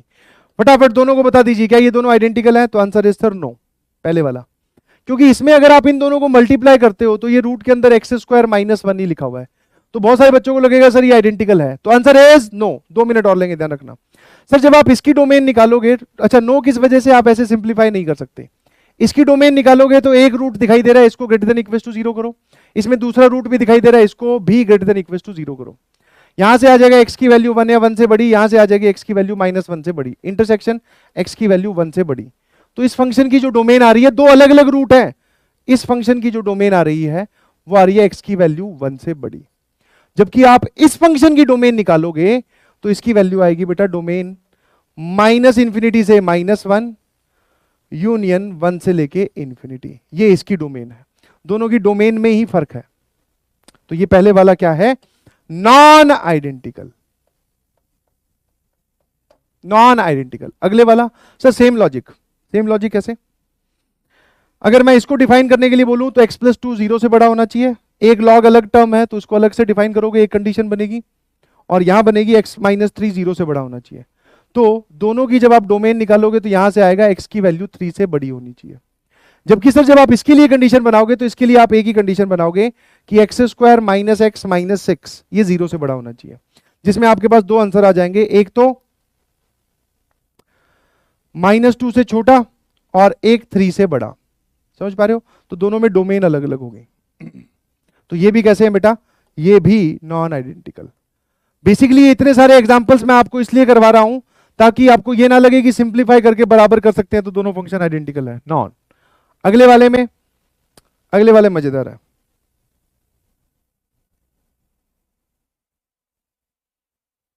पहले दोनों की डोमेन चेक की, आर यहां भी यहां पर भी आर, फिर मैंने रेंज चेक की। सर रेंज यहां पर क्या आएगी? आर, क्योंकि जब x पॉजिटिव है तभी x² लिखा हुआ है, जब x नेगेटिव है तो ये -x² लिखा हुआ है। ठीक है, मतलब आप इसकी रेंज अगर बात कर रहे हो, अब रेंज निकालने के लिए तो सिंप्लीफाई कर ही सकता हूं, तो मैंने इसको लिखा x² जब x greater than equal to 0 है, और ये हो जाएगा -x² जब x लेस देन 0 है। समझ गए? बिकॉज मॉड को ओपन कर लिया। यही सेम चीज ये लिखी हुई है। अगर आप x की वैल्यू 0 या 0 से बड़ी लेते हो तो सिग्नम ऑफ x की वैल्यू क्या हो जाएगी? सर 0 से बड़ी पर तो 1 और 0 पर 0, तो 0 पर तो 0 ये भी है और 0 पर 0 ये भी है। और अगर आप x की वैल्यू नेगेटिव लेते हो तो सिग्नम x क्या हो जाएगा? -1। वो क्या हो जाएगा? -1। क्या मेरी बात समझ गए? तो ये दोनों क्या लिखे हुए हैं? सेम। इसके लिए आप बोलोगे these two functions are identical. Range same है, डोमेन सेम है, ग्राफ भी 100% सेम बनेगा। दोनों फंक्शंस एकदम आइडेंटिकल है। नॉन आइडेंटिकल बोलने का कोई लॉजिक ही नहीं है ना। ये तो मैं आपको पहले ही करवा चुका हूं। अगर आप इसको ऐसे करके लिखोगे तो सिंप्लीफाई कर दिया, क्योंकि इसमें दो केस बनेंगे। दो केस कौन से? डोमेन के हिसाब से एक डिनोमिनेटर ये नॉन जीरो होना चाहिए, एक डिनोमिनेटर ये भी नॉन जीरो होना चाहिए, जबकि यहां पर एक ही केस बनेगा। यहां पर आप बोल सकते हो कि x की वैल्यू दो नहीं हो सकती। कौन कौन सी? एक तो -1 और एक 0। यहां पर सिर्फ x की वैल्यू आप -1 नहीं ले सकते, तो सर दोनों की डोमेन ही अलग होगी, इसलिए आप बोल रहे हो नॉन आइडेंटिकल। ये लिखा हुआ है x/mod x, लिख के दिखा रहा हूं, और ये लिखा हुआ है सर mod x/x। ये दोनों फंक्शंस कैसे हैं जल्दी से बताइए।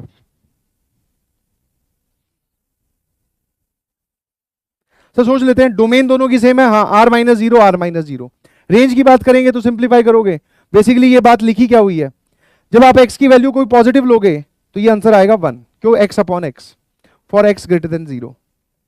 और जब आप x की वैल्यू नेगेटिव लोगे तो जवाब आएगा -1। कोई भी नेगेटिव लेके देखना, -2 रख दे, -5 रख दे, -6 रख दे, तो ये 1 और -1 है, ऐसे ये भी सेम यही है। x की वैल्यू पॉजिटिव लोगे तो 1 आएगा हमेशा, क्योंकि दोनों ऊपर नीचे सेम। x की वैल्यू कोई नेगेटिव नंबर ले लोगे तो -1 आएगा, बिकॉज नीचे वाला पॉजिटिव ऊपर वाला नेगेटिव। तो ये वाले दोनों फंक्शंस कैसे हैं बेटा, ये दोनों फंक्शंस हैं identical, domain same, range same, हर x की सेम वैल्यू के लिए सेम y आ रहा है। ठीक है, शाबाश, बहुत बढ़िया बहुत बढ़िया, शाबाश। चलिए जी, ठीक है। हाँ, अगली क्लास जो है हमारी बहुत इंपॉर्टेंट रहने वाली है, क्लासिफिकेशन ऑफ फंक्शंस हम स्टार्ट करेंगे, और धीरे धीरे इस चैप्टर में ऐसे समझो कि हम लोग 60% कवर कर चुके हैं, 60% समझ लो। अब जो है वो प्योरली 12th की बातें स्टार्ट हो जाएगी, तो फ्रॉम नेक्स्ट लेक्चर ऑनवर्ड्स हमारा यहां पर और इन्वॉल्वमेंट बढ़ जाएगा। चलिए जी, हाँ हाँ हाँ, बोलो बोलो बोलो।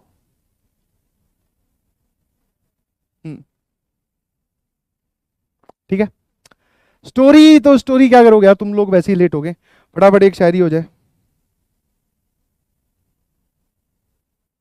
ठीक है, फटाफट फटाफट।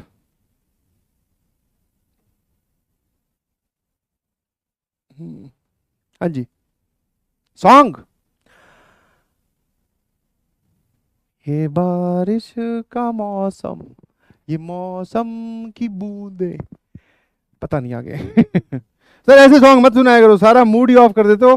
पहले हमें ये गाना अच्छा लग रहा था, आपने पता नहीं कैसे सुनाया, अब हम ये भी सुनना बंद कर देंगे। आप जो है बारिश ओपी, बहुत बढ़िया। ठीक है, फिर आज कर दो छम छम छम, बन जाओ श्रद्धा कपूर जाके। और क्या है, क्लास तो है ना अगली। सर हमारे पास वाटर प्रूफ टैब है और वाटर प्रूफ मोबाइल है, हम बारिश में बैठ के लेक्चर एंजॉय कर रहे हैं। ऐसा सिर्फ पीडब्ल्यू में हो सकता है। अच्छा ठीक है, भगवान ने मौका दिया तो कर लो एंजॉय, खराब मत कर लेना टैब वैब। ठीक है,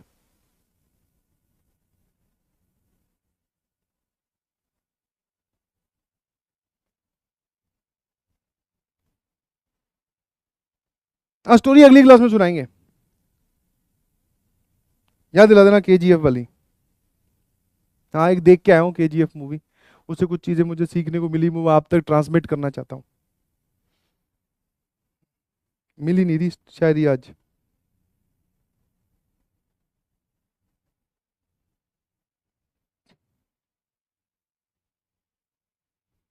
अरे भाई कहाँ चलेगी, लव ट्रायंगल वाली सुना दूं क्या, रोमांटिक।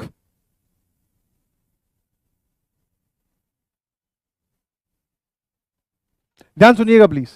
हाँ, बाय वाले लोग जा सकते हैं फटाफट। हाँ, थोड़ी रोमांटिक है। हाँ, और इंतकाम देखिएगा उस टाइप से है कुछ, ध्यान सुनो, एक बार वाह वाह हो जाए।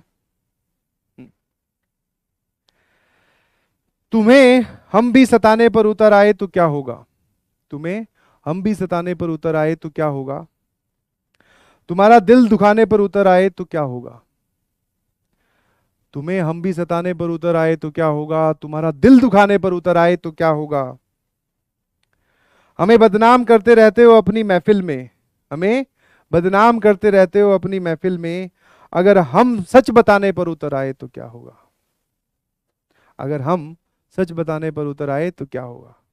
भैया बहुत हाई लेवल किसी आशिक ने लिखी है।